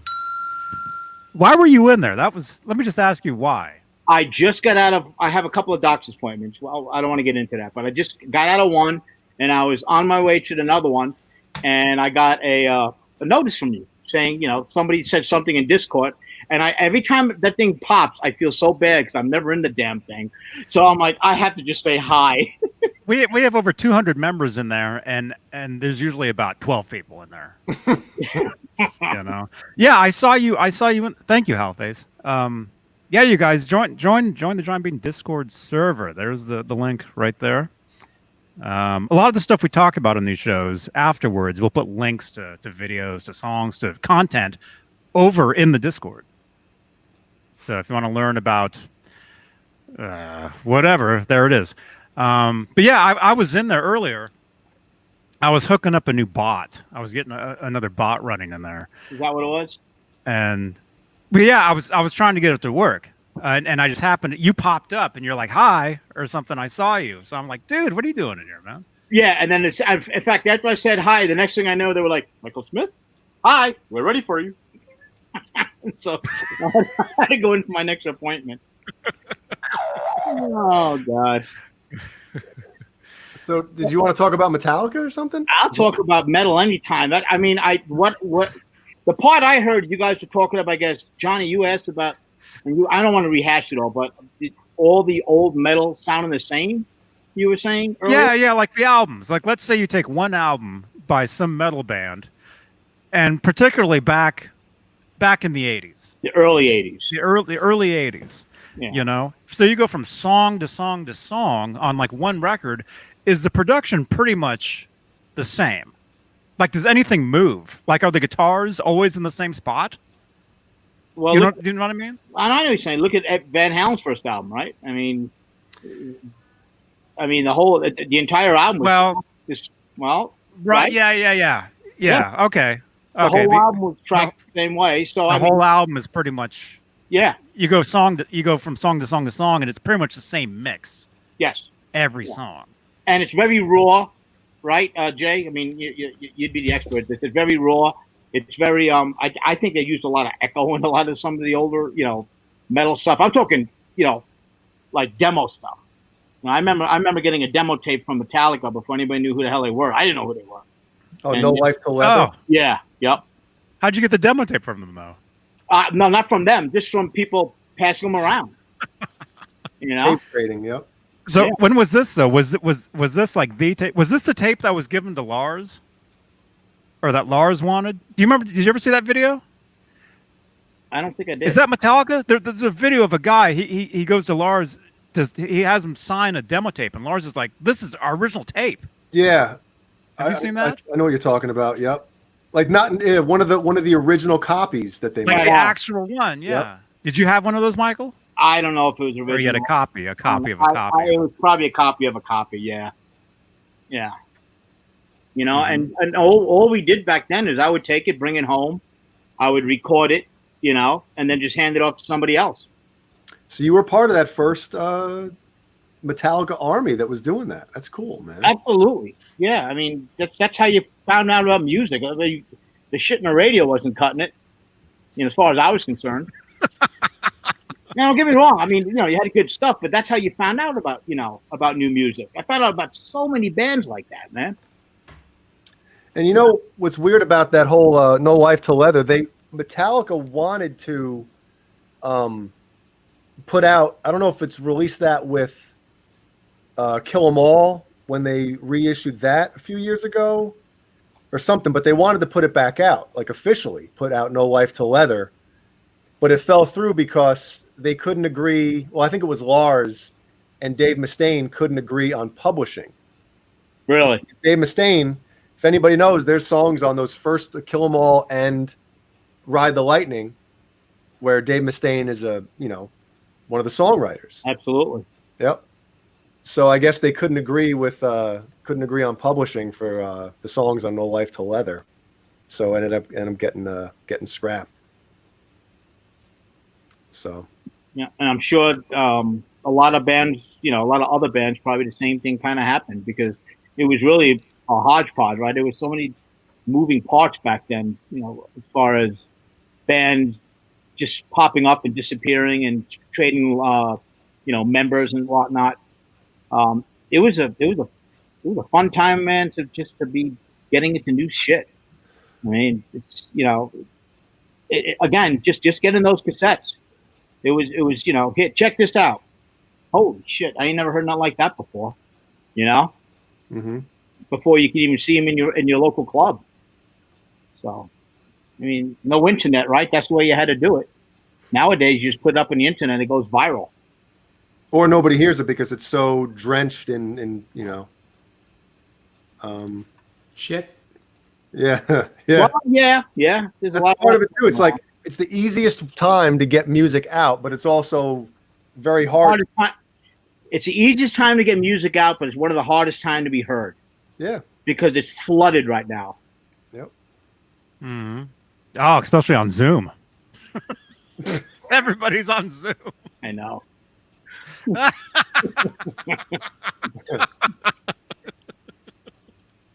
But no, Johnny, I know what you mean about a lot of those earlier metal albums that kind of had that same overall thing. But I honestly think it's worse now because a lot, especially American heavy metal, modern They're all on American heavy Zoom. metal, they're all using the same drum samples. They're all using the same Right. amp or amp plugins. The same. Like everything's the same. They're using the same shit. So it's like you put one album on and then the next album on, and you're like, wait, this is a different band? Wait a minute. What Yeah. exactly Because it sounds so similar because it literally is using the same exact sound. Yeah. And the only difference, the only way you could even tell it's a different band is by the singer. Yeah. The vocal sounds different, unless they're doing Cookie Monster. Then it's like, which I like some of that stuff. I really do. Ugh. yeah, Cookie Monster. the Cookie Monster stuff. Ooh, Cookie. Thrash Metal and Fun Riff says the new Lamb of God record is out today. It sounds effing sick. My buddy recorded and mixed that, Josh Wilbur. Oh, cool. Awesome. He's a good dude. Nice.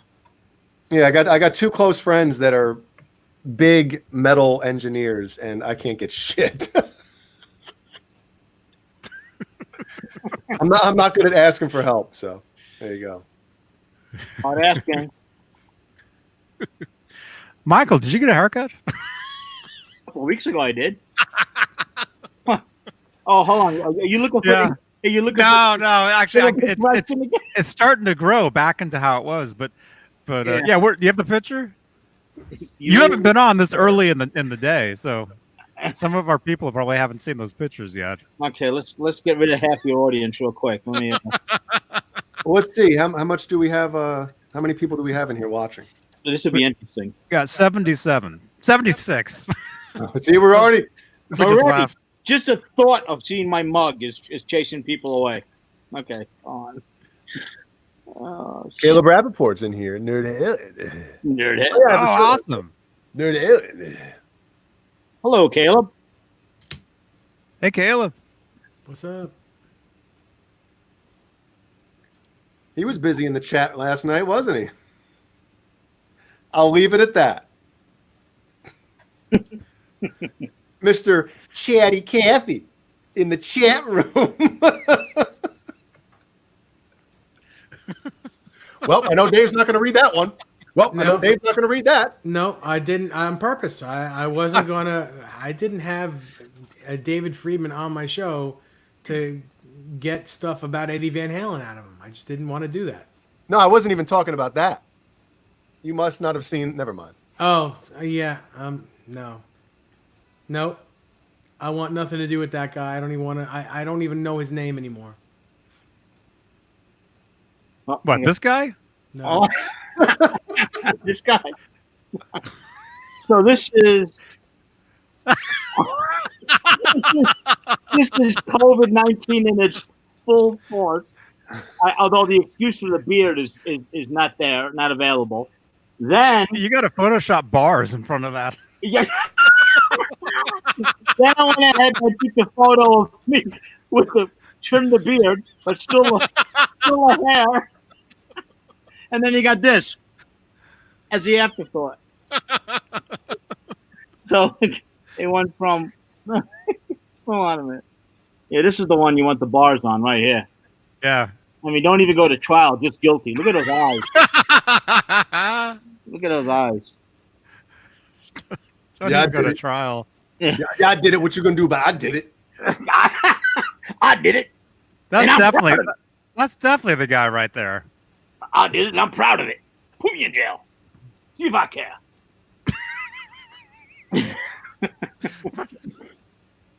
Holy shit. Caleb said he only asked one Eddie question last night. That's the only one that I read, and I figured there'd be more. I just didn't see them. What was wrong with his other questions? I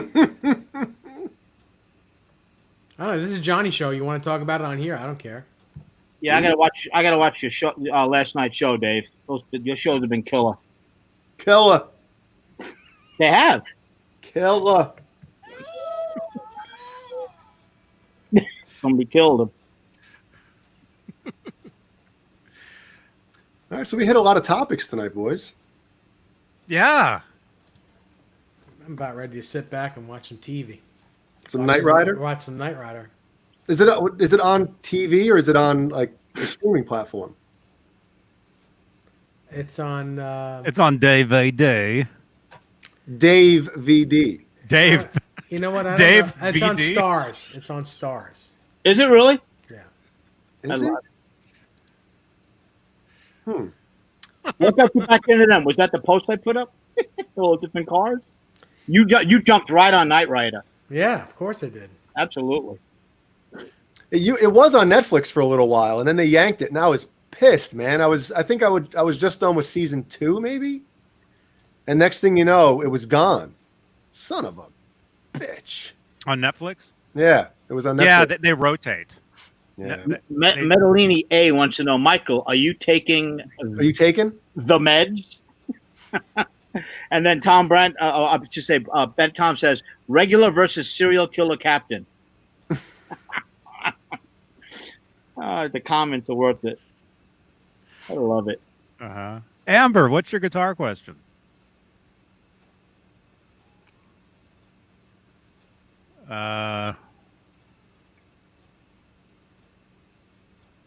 I'm scrolling. Is it on Facebook or YouTube? Facebook.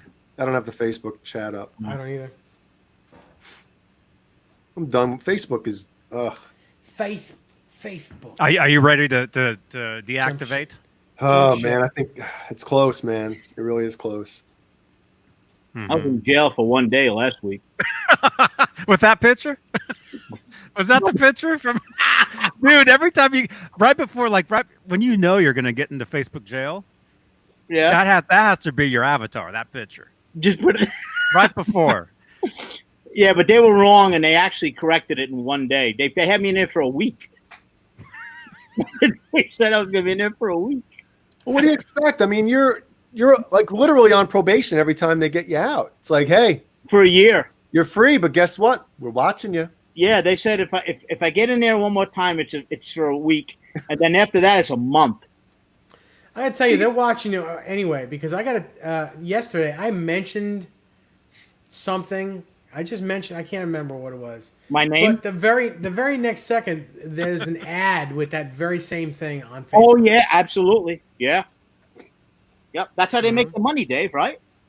I mean, What do you mean? You mentioned it on Facebook, or you No, mentioned I it just in your house? spoke about it in my house. in your house? Yeah, And you have an Alexa or something there, right? I don't have an Alexa. No. You have Siri. Yes. Okay, well, yeah, you're dude. These things are listening. see all these holes? Those are listening holes right there. Yeah. Okay. I told you guys this is a couple years ago, man. I mentioned SpaghettiOs to Jeannie, and next thing you know, I have some. I've been eating those all week. no, next thing you know, like within an hour or two, I don't know if it was me or her opened up Facebook, an ad for SpaghettiOs, and we're like, holy shit. Mm-hmm. They know. Mm-hmm. These things are always listening. Look at that. I don't know if that one's listening anymore, though. Yeah, I think that one's just about in the dirt. They listen though. What's the guitar question? Oh, Who asked it?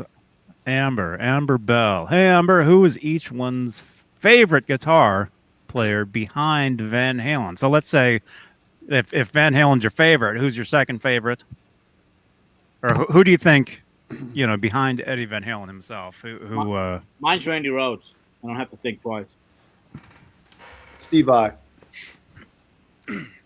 Boy, I don't know. It's different every week. Well, who was it this week? Who was it last week? I don't know. Jimi Hendrix probably. Okay. Johnny? I would say I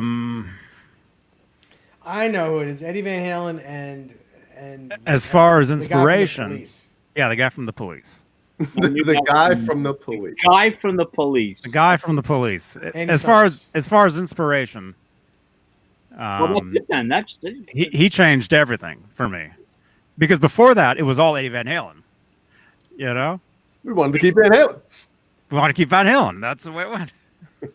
We both won.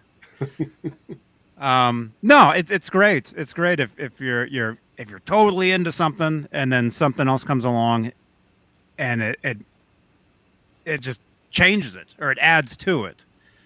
And that's what the guy from the Police did for me. I think it more so adds to it than changes, really. Because I mean, that's what music is, right? You hear one type and you hear one style, and another style comes in, and I mean that's how look at the Police, man. How many different styles did they put in their music, right? Caleb says Brian May. Mr. Hellstorm 74 says Gary Moore, Brian May, Pete Townsend, Jimmy Phil, Page, Phil Collins, a number of people. Dimebag, Paul Gilbert. We're total nerds, man. I bet 95 or 99% of the people watching right now, like, what are they doing? What are they quoting and why?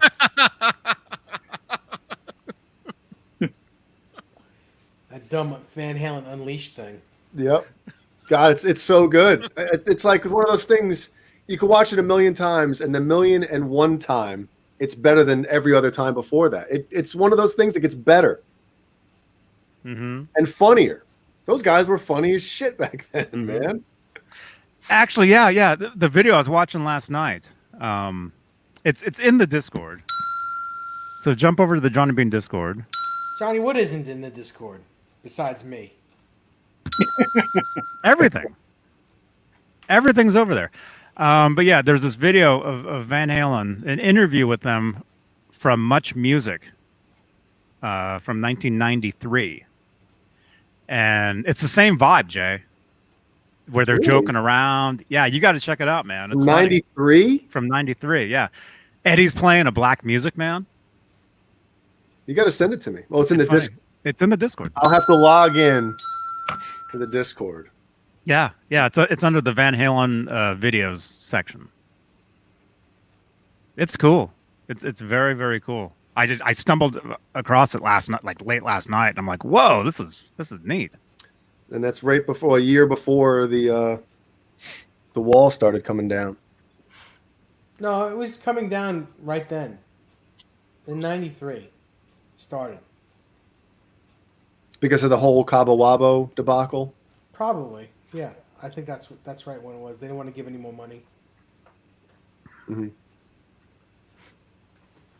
See, now Caleb knows what we're talking about. I called him right there from the shop. Oh, and he retracted the message. Oh. All right, guys, I got to split. I'm tired. What, Dave? I'm gonna call it a night. Well, it is. I mean, if Johnny and Michael want to stay on here, that's cool. I got to split in a minute too. Mm-hmm. Have a good night, everybody. I've got 9 Good more night, Dave. hours. Good night, Dave. Night, Mike. Good seeing you. Same here. See you, man. I'll talk to you guys soon. Good night, Dave. Good night, guys. Mike. Good night. Good night, John Boy. Ben Tom wants to know, what year did Eddie really lose his shit? Oh. Well, according to Sammy's book, Yeah. that if you haven't read it, I would highly suggest I never read it. even just listen to the chapter before the Van Halen stuff starts, because the end of that, it gave me goosebumps the first time, because I did the audio book, because I suck at reading. If I read, I get 2 pages in, I'm like, wait a minute, what did I just read? I got to go back and reread stuff because my mind is Ding, ding, ding, ding, ding. It has to say cat. It has to say cat in a hat. Pop on pop. Yeah, I get distracted a lot, but I driving around with my job a lot. Audiobooks rule. They just So and podcasts, which podcasts rule too. Speaking of, this is I think we'll be starting the podcast now, because there was a lot of noise earlier. Well, don't listen with headphones on for the first 2 hours. Ben Tom asked what book. Sammy Hagar's read. My career in what did he say? What's it called? My life in rock, or career in whatever. But the end of that chapter, and he says, and then Eddie Van Halen called. I got pumped. I was like, oh my God, I can't wait.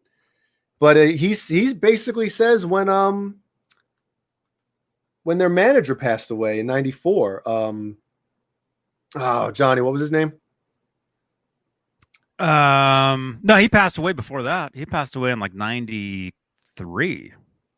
Was it '93? I think it was 93 because I remember reading about it in Rolling Stone magazine. Okay, so '93. That was it was Sammy John Biel. What was his name? It was Sammy's.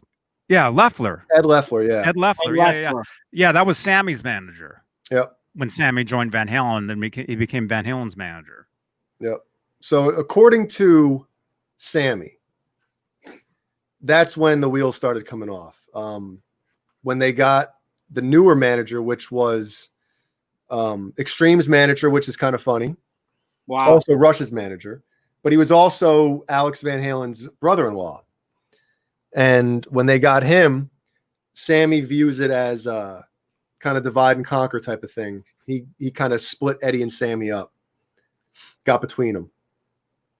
And Sammy mentions he got a phone call from that manager and said Eddie wants his band back. And Sammy was like, what? You know? And before that, it was always like, you know, Sammy would say, well, what do you guys want to do? And they would be like, well, I don't know. What do you want to do? And Sammy was like, okay, I think we should do this. And they'd be like, okay, we'll do that then. And then all of a sudden it turned into Sammy would say, hey, let's do this. Those guys would say, no, we're going to do this. And then Sammy would agree with them and then be like, oh, no, we want to do something else. A lot of bands tend to kind of follow the singer. The singer is kind of the one that leads, you know, yeah, or starts like, hey, you know, maybe we should, you know, do this or whatever, Maybe and go this way and go that way. And you could tell with Van Halen, you could definitely tell, you know, when the Roth era, you know, Roth was the face of the band. With Sammy, I don't think Sammy ever really became the face of the band. I think it was more of like a band with Sammy, where it's like everybody. Well, I mean, and then Eddie and Sammy, or Sammy and Eddie, they were like the main, you know, because when you watch, you know, you guys have watched it a million times too, but watch Live Without a Net. Yeah. I mean, Sammy and Eddie are basically inseparable on that stage, man. Mm-hmm. You know? Mm-hmm. Yeah. And then with Van Halen 3, you know, you could tell it was Eddie. Eddie was the face of the band. You know, because there was a lot of promotional pictures at the time where Eddie was in the front and Gary was like standing in the back. Yep. You know, with his blonde hair. You know, yeah. And Van Halen 3, that was definitely Eddie's record. Yeah. And then when they got together for the reunion tour and even for the new album. What do you think? I think Eddie was the face of the band. I mean, yeah, they brought David back and all, but and Wolfie. I mean, Wolfie had a lot to play in it. I mean, he wasn't up front center or anything like that. Oh, different kind of truth, you mean? Yeah. Yeah. When the tour came around, first the reunion tour, then the album. I'm talking back in 2008 and talking the reunion tour first. Right. And then afterwards with the album. I would say it was definitely the three Van Halens and Roth. Yes. I would say. Yeah. You know. Because you know, earlier again they're getting, you know, they're cutting their teeth and they're becoming known, you know, working their way up. Now obviously everybody, their mother knows who they are, and kind of Dave, even though he had a big presence, but he kind of took a little bit of a back seat to the family, if you will. That's how I viewed it. Mm-hmm. You know. Well, Cameron Brown really breaking some ground with that comment. To be fair, I think the majority of guitar players go to see Van Halen for Eddie. You don't say. Cameron.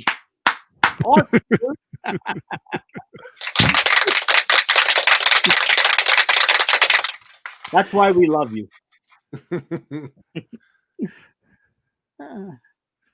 And I'm sure everybody knows Cameron. If you don't look him up, you want to see a kick-ass freaking guitarist. Mm-hmm. That man right there.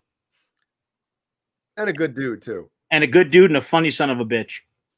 He is funny. The outtakes, that one video killed me. That outtake video, dude. Oh my God, that was funny. If I probably shouldn't say this on here, but if mine and Cameron's phone calls were recorded and released to the public, oh shit. Cut me. He says, "Cut me some slack. It's 3 a.m. here, man." Caleb, yeah, Caleb says Roth ran the ADKOT show. Yeah, he did the show, but I was talking. I think more of like the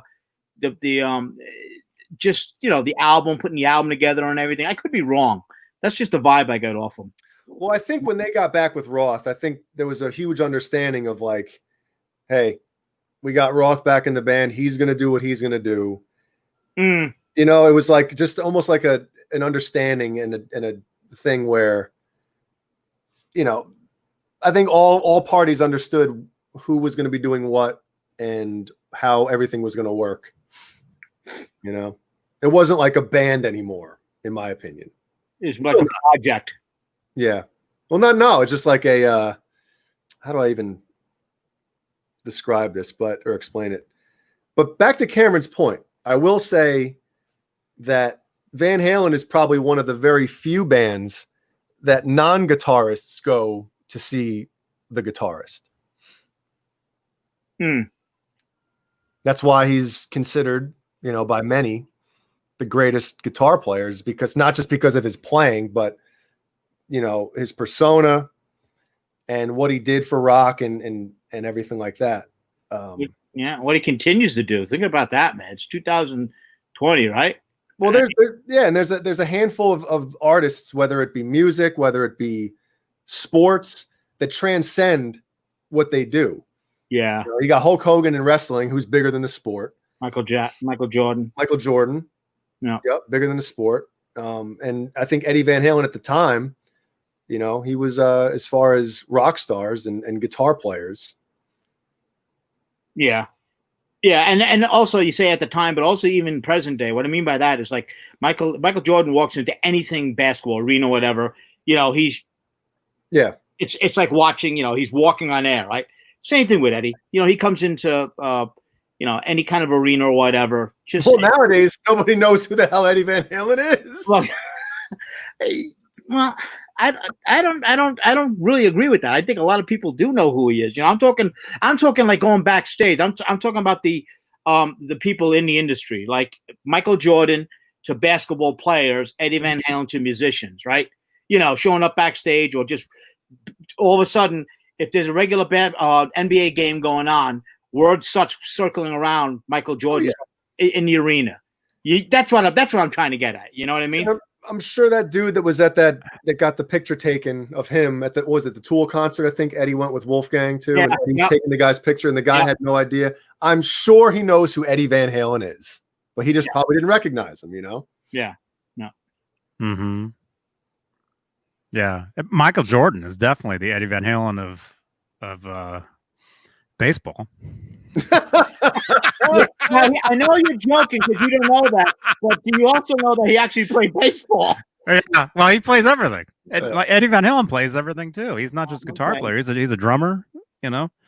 Eddie's piano playing, I think, is That's amazing. where he started, right? I mean, absolutely. Yeah. That's where he started. Yeah. Started on piano. Yeah, but yeah, let's say I think I know what you're kind of saying is when people when you go to see a ball when you go to see the Bulls, right? Mm-hmm. When you go to see the Chicago Bulls play, you're there. People are there to see Michael Jordan, and they're there to see him do one of his famous, dunks or whatever. Well, they're waiting for that. You make a great point, because even if he played the Seattle Supersonics back in the day, I'm just throwing a team out there, the place would sell out just because Jordan was there. Like the away fans, and nobody would be there otherwise, and a lot of sucky teams. Yeah, exactly. Yep. Somebody brings up a couple of good names here. We got Joe Hervey says Mike Tyson, obviously bigger than the sport of boxing. Ron Jeremy, everybody knows that name, even if you're. It's true. Yeah.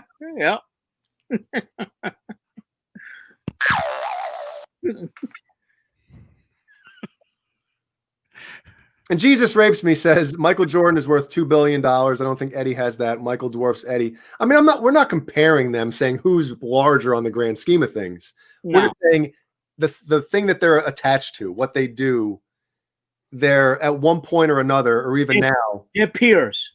they're bigger than, you know. Yeah.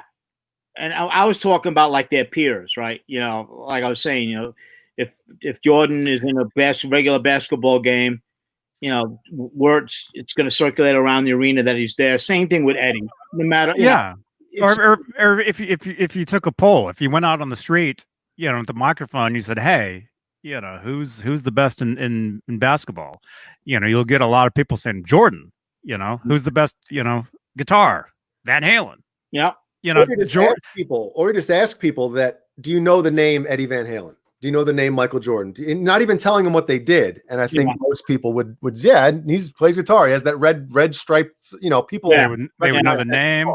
They would know Jump. Or you would turn around. Yeah, you would turn around and say, That's how they relate. That's how they both relate too. They both play Jump. Yeah. You know? But if you say that, you say the song Jump, everybody knows that song. And then, oh, yeah, okay. Yeah. No. Mm-hmm. Okay. Well, did you see Peter North in the Yeah. That's my guy right there. Oh, God, we won't get into that one. Anybody who's a Peter North fan, do not Google the name Matt Ramsey. Now I'm going to. Don't do it. Don't do it. Okay, I won't. No, do it. Thank you. Ramsey. Matt Ramsey. Where's the puke button? I'm not looking. Throw it up on the screen, Johnny. The thing is, you look that up. You guys are wondering why you're seeing all this stuff on Facebook. You know, you're going to see that on Facebook now. Because you know anything, all that stuff's connected. Anything you Google shows up in Facebook. It's pretty terrible, isn't it, Michael Smith? No, I'm not going to show it. You just did. You just did, but You didn't see that. Come on. We saw something on that screen. You saw this. Somebody go pause it. Well, if anybody pauses it, then you're assholes. All it was a picture of somebody else who's the same as him. Beat It made Eddie world famous. There's a lot. Yeah, Caleb, 100%. That carried a ton of weight with that song, right? Totally introduced him to. Oh yeah. A whole new listening audience, man. Yeah, because Michael Jackson's the biggest pop star. Yeah. My volume was turned down. It really introduced him to everybody. Yeah. Yeah. Because I had that tape. I had Thriller. Everybody had that record. I had the album. You know, Thriller. It's a great album, man. Michael Jackson's Thriller was like Facebook back in the day. Everybody had it. Yep. Yeah. You know? Is he the last artist that you think transcends generations? Or transcended generations, I guess I could say. Everybody liked Michael Jackson. Old farts, old fogies, you know, young people, you know, everybody.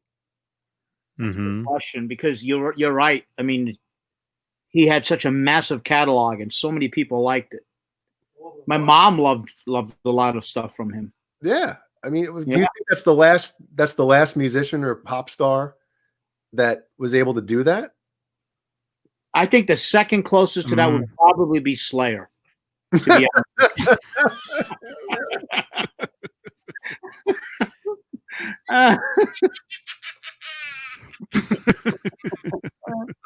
Shit.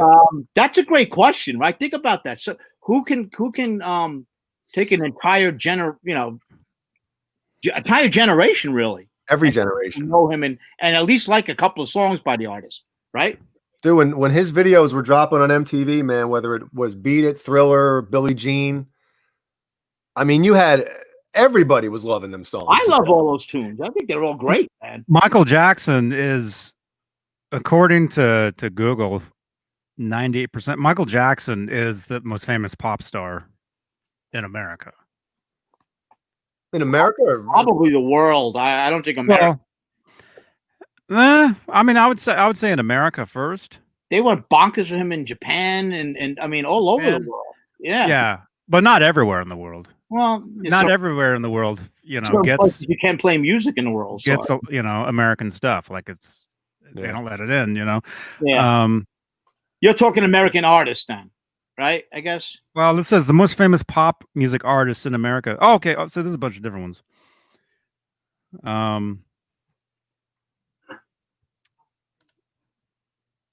Yeah, I mean, I would say Josh is in the house. I haven't heard from him in a while. What's up, Josh? Ever since I guided him to get some drum software, I haven't heard from him since.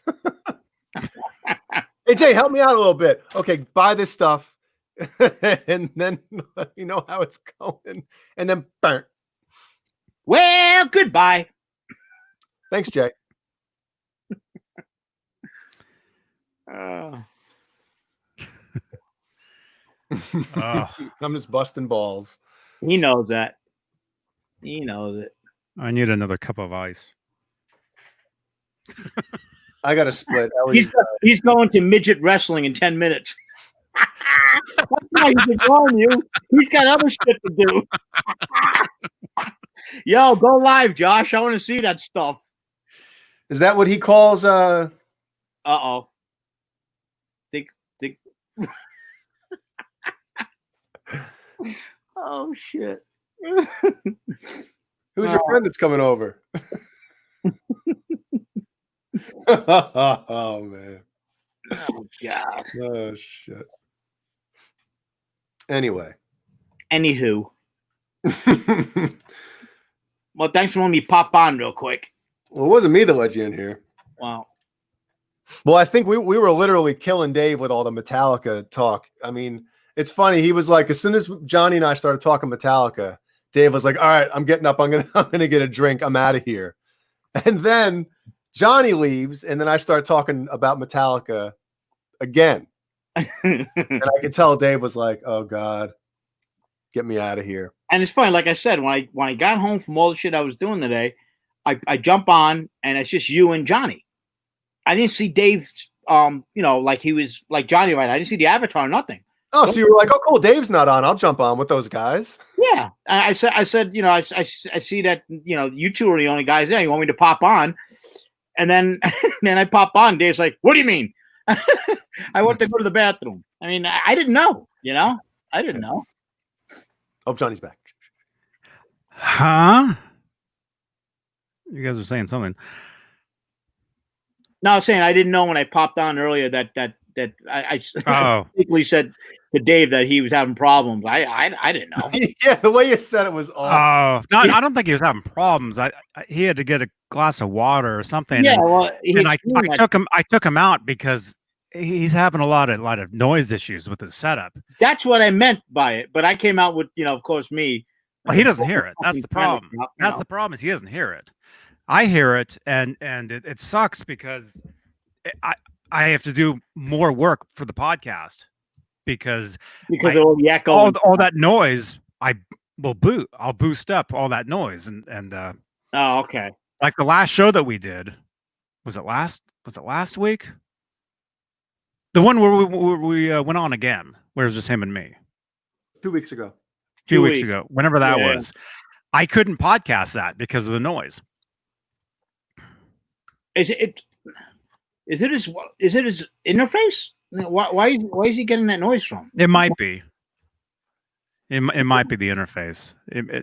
And I think what it could be is he's got something boosted. Actually, It might be an EQ. He might have like an EQ boosted, like he's got something little too high, and that's creating all that air. He's got something where if he doesn't talk, it starts to like amplify and try to pick up. Yeah. And that Oh, was the problem when he strummed the guitar that time, and it all of a sudden turned to this. Yeah. So he's got it set up that it's if it's not actually detecting a constant sound, it's going to start hunting for it, and then when it gets it, it's going to blow it in your freaking ears. Yeah, it's gonna Peter North you. Yep. Ropes straight into the microphone. Double barrel. Double barrel. Oh, God.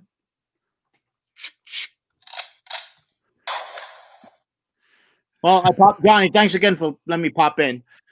Oh, Well, yeah. Ben Tom's not leaving. Even if we go off, he's staying. Who is? Ben Tom said, "I'm not leaving." I got to split though, guys, Mm-hmm. because you know. Yeah. What, It's you got 10, kids or something? 10:30. Yeah. 7:30 where you are. Well, hey, am I going to see you guys tomorrow night? I'll be there. Maybe Yeah. I'll play the lick tomorrow night. I'll be a little more. Did you just get blurry? Yeah. I did. Oh, I thought it was me. You didn't have a stroke. You're okay.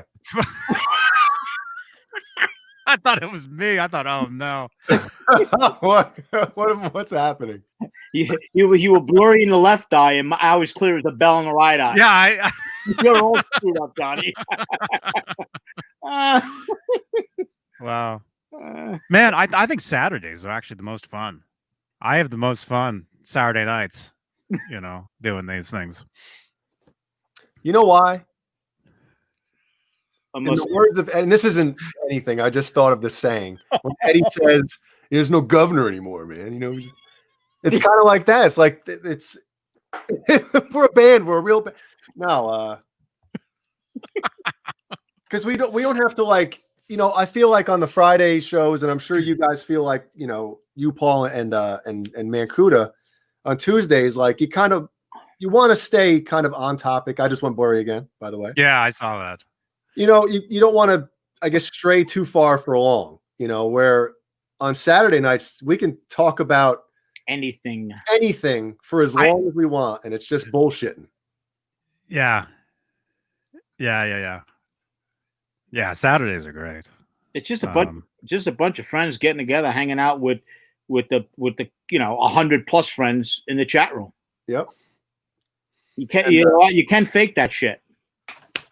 It's like a bug is on me now. I'm having a fucking. Oh my God! So in other words, you're trying to tell me that you're getting fuzzy and you got bugs on you.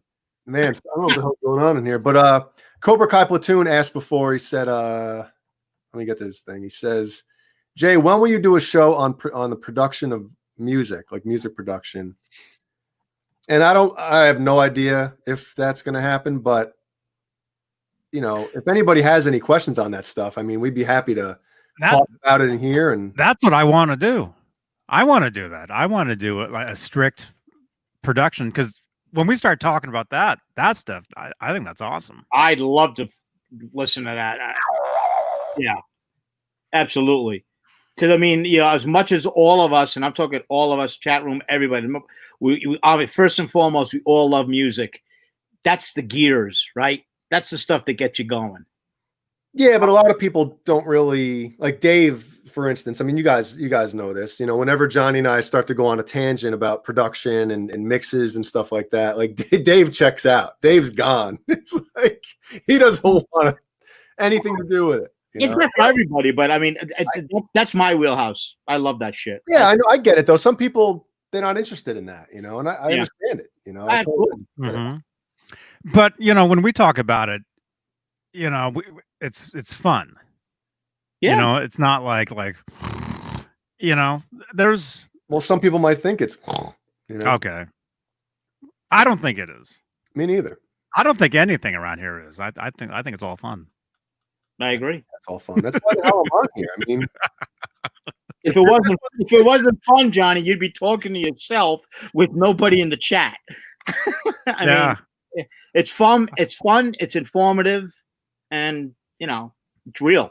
So people can see through bullshit. And think of all the cool people. I mean, I've been on with you guys almost 3 years, and there's still some of the same names that are in here. That's which is awesome.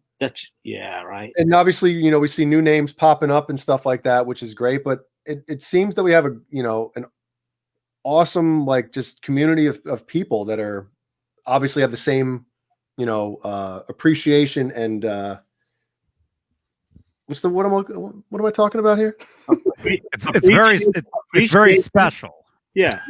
appreciation and love for for music and for what we all do. What I mean by we all do is just hanging out, right? I mean, this is what it is: hanging out and just discussing stuff that we love. You like, yeah. It's not a hard formula to figure out, right?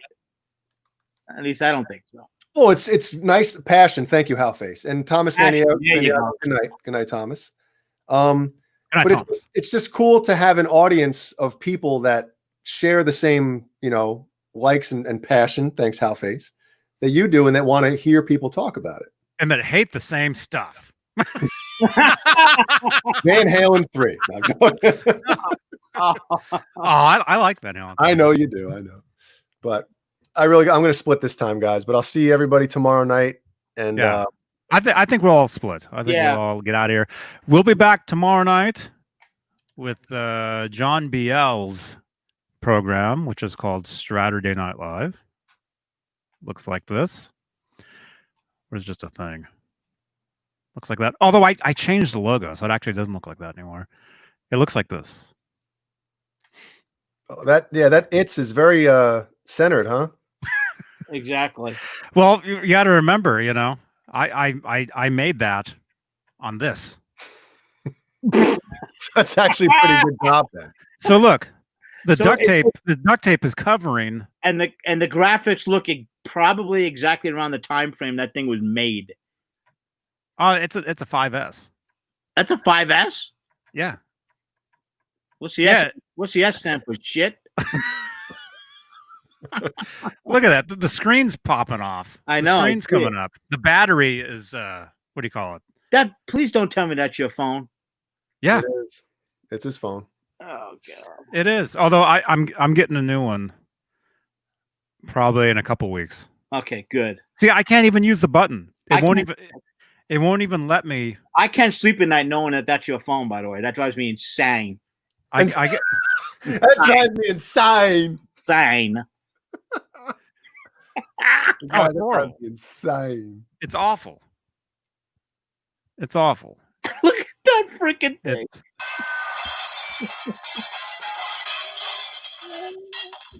I can't even take selfies with. I covered up the thing because since the thing's coming off, I would go to do a selfie and I would have to press the screen down just to see my face because it's covering the camera.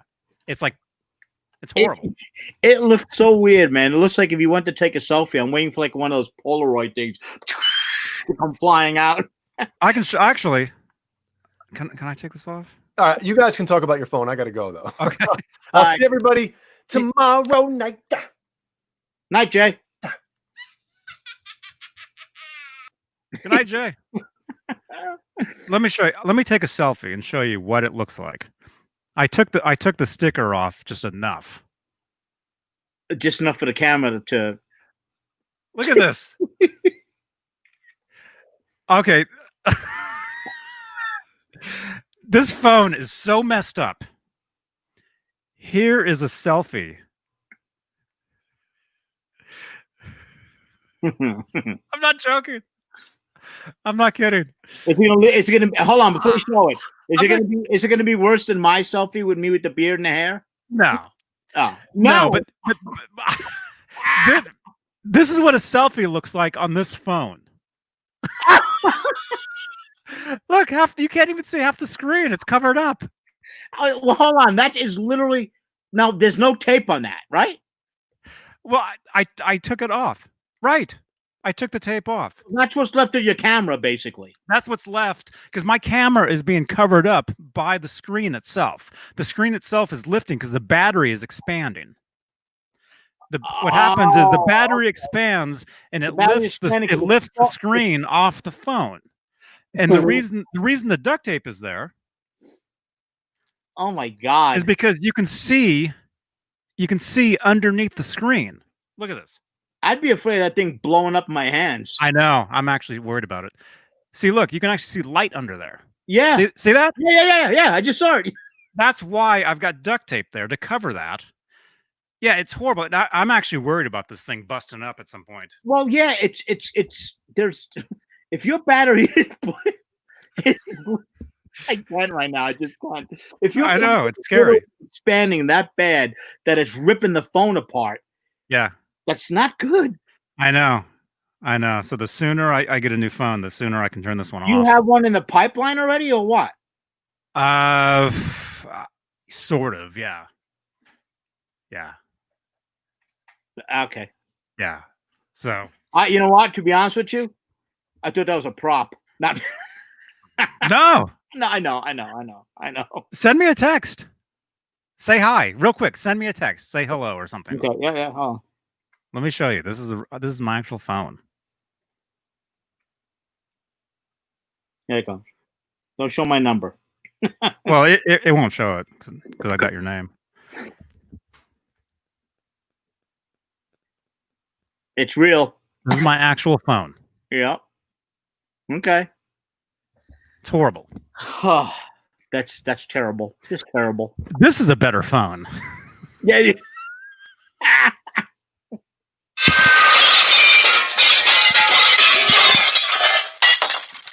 Oh my god. All right. Well, you'll be getting a new phone soon, so you'll have an unboxing of a phone at least. Yes. I have to order one. Yeah. Well, you know what? Do it. Do it a lot sooner than later, because that's not good. What's going to happen? It's. I don't think it'll blow up, but it's going to start leaking out. You're going to lose everything. Hopefully, you're backing everything up, right? That means no. All right. I haven't actually hooked it up to a computer, but I have a cloud that I use. You have the cloud. You have where it backs up. I've got iCloud or whatever. Right, but you paid for more than you paid for more than the 5 gig, right? Oh yeah. Okay. Yeah, for years. Yeah. I just want to make sure because that thing at any time could just stop working. Yeah, actually, I dropped it yesterday in the parking lot, and I was like, "Oh no," because the case is not protecting the screen anymore. If the screen is lifting up, Caleb said the battery is like Yellowstone. It's getting ready to blow. Yeah. Oh. And actually, I can't. The case is one of those what's it called, Mophie? You can't fit that in a case. You need a suitcase. That's how fat that thing is. Yeah. No, it's expanding out of the case, so I can't even take the phone out of the case. Now the case broke. It's one of those cases where it's a battery charging case, so I can recharges. So you have 2 batteries there. So you got double trouble. So if one, you're right. So if one battery goes, it's got an extra explosive hooked onto it. Yeah, exactly. This is like a walking. It's a hand grenade. You've got an iPhone. You have the first iPhone hand grenade in America. Right? Okay. Oh. Yeah, I'm actually I'm going to stop carrying this around. Yeah, please don't. I should actually just turn it off and just not have a phone. You should reach out. We'll talk when we're done here. I feel like I need to help you right now. I'm dying right here. Oh man. Because all kidding aside, that's dangerous. You know, you don't need that. I know, and I sleep with it next to me at night, charging. Sleeping with the enemy. Boom. Yeah, I might just not have a phone for a while. I might just make sure everything's backed up, and just turn it off. You plug it in. I mean, we're talking a world of hurt that could happen. Okay, all right, I'm done. I'm done with the phone.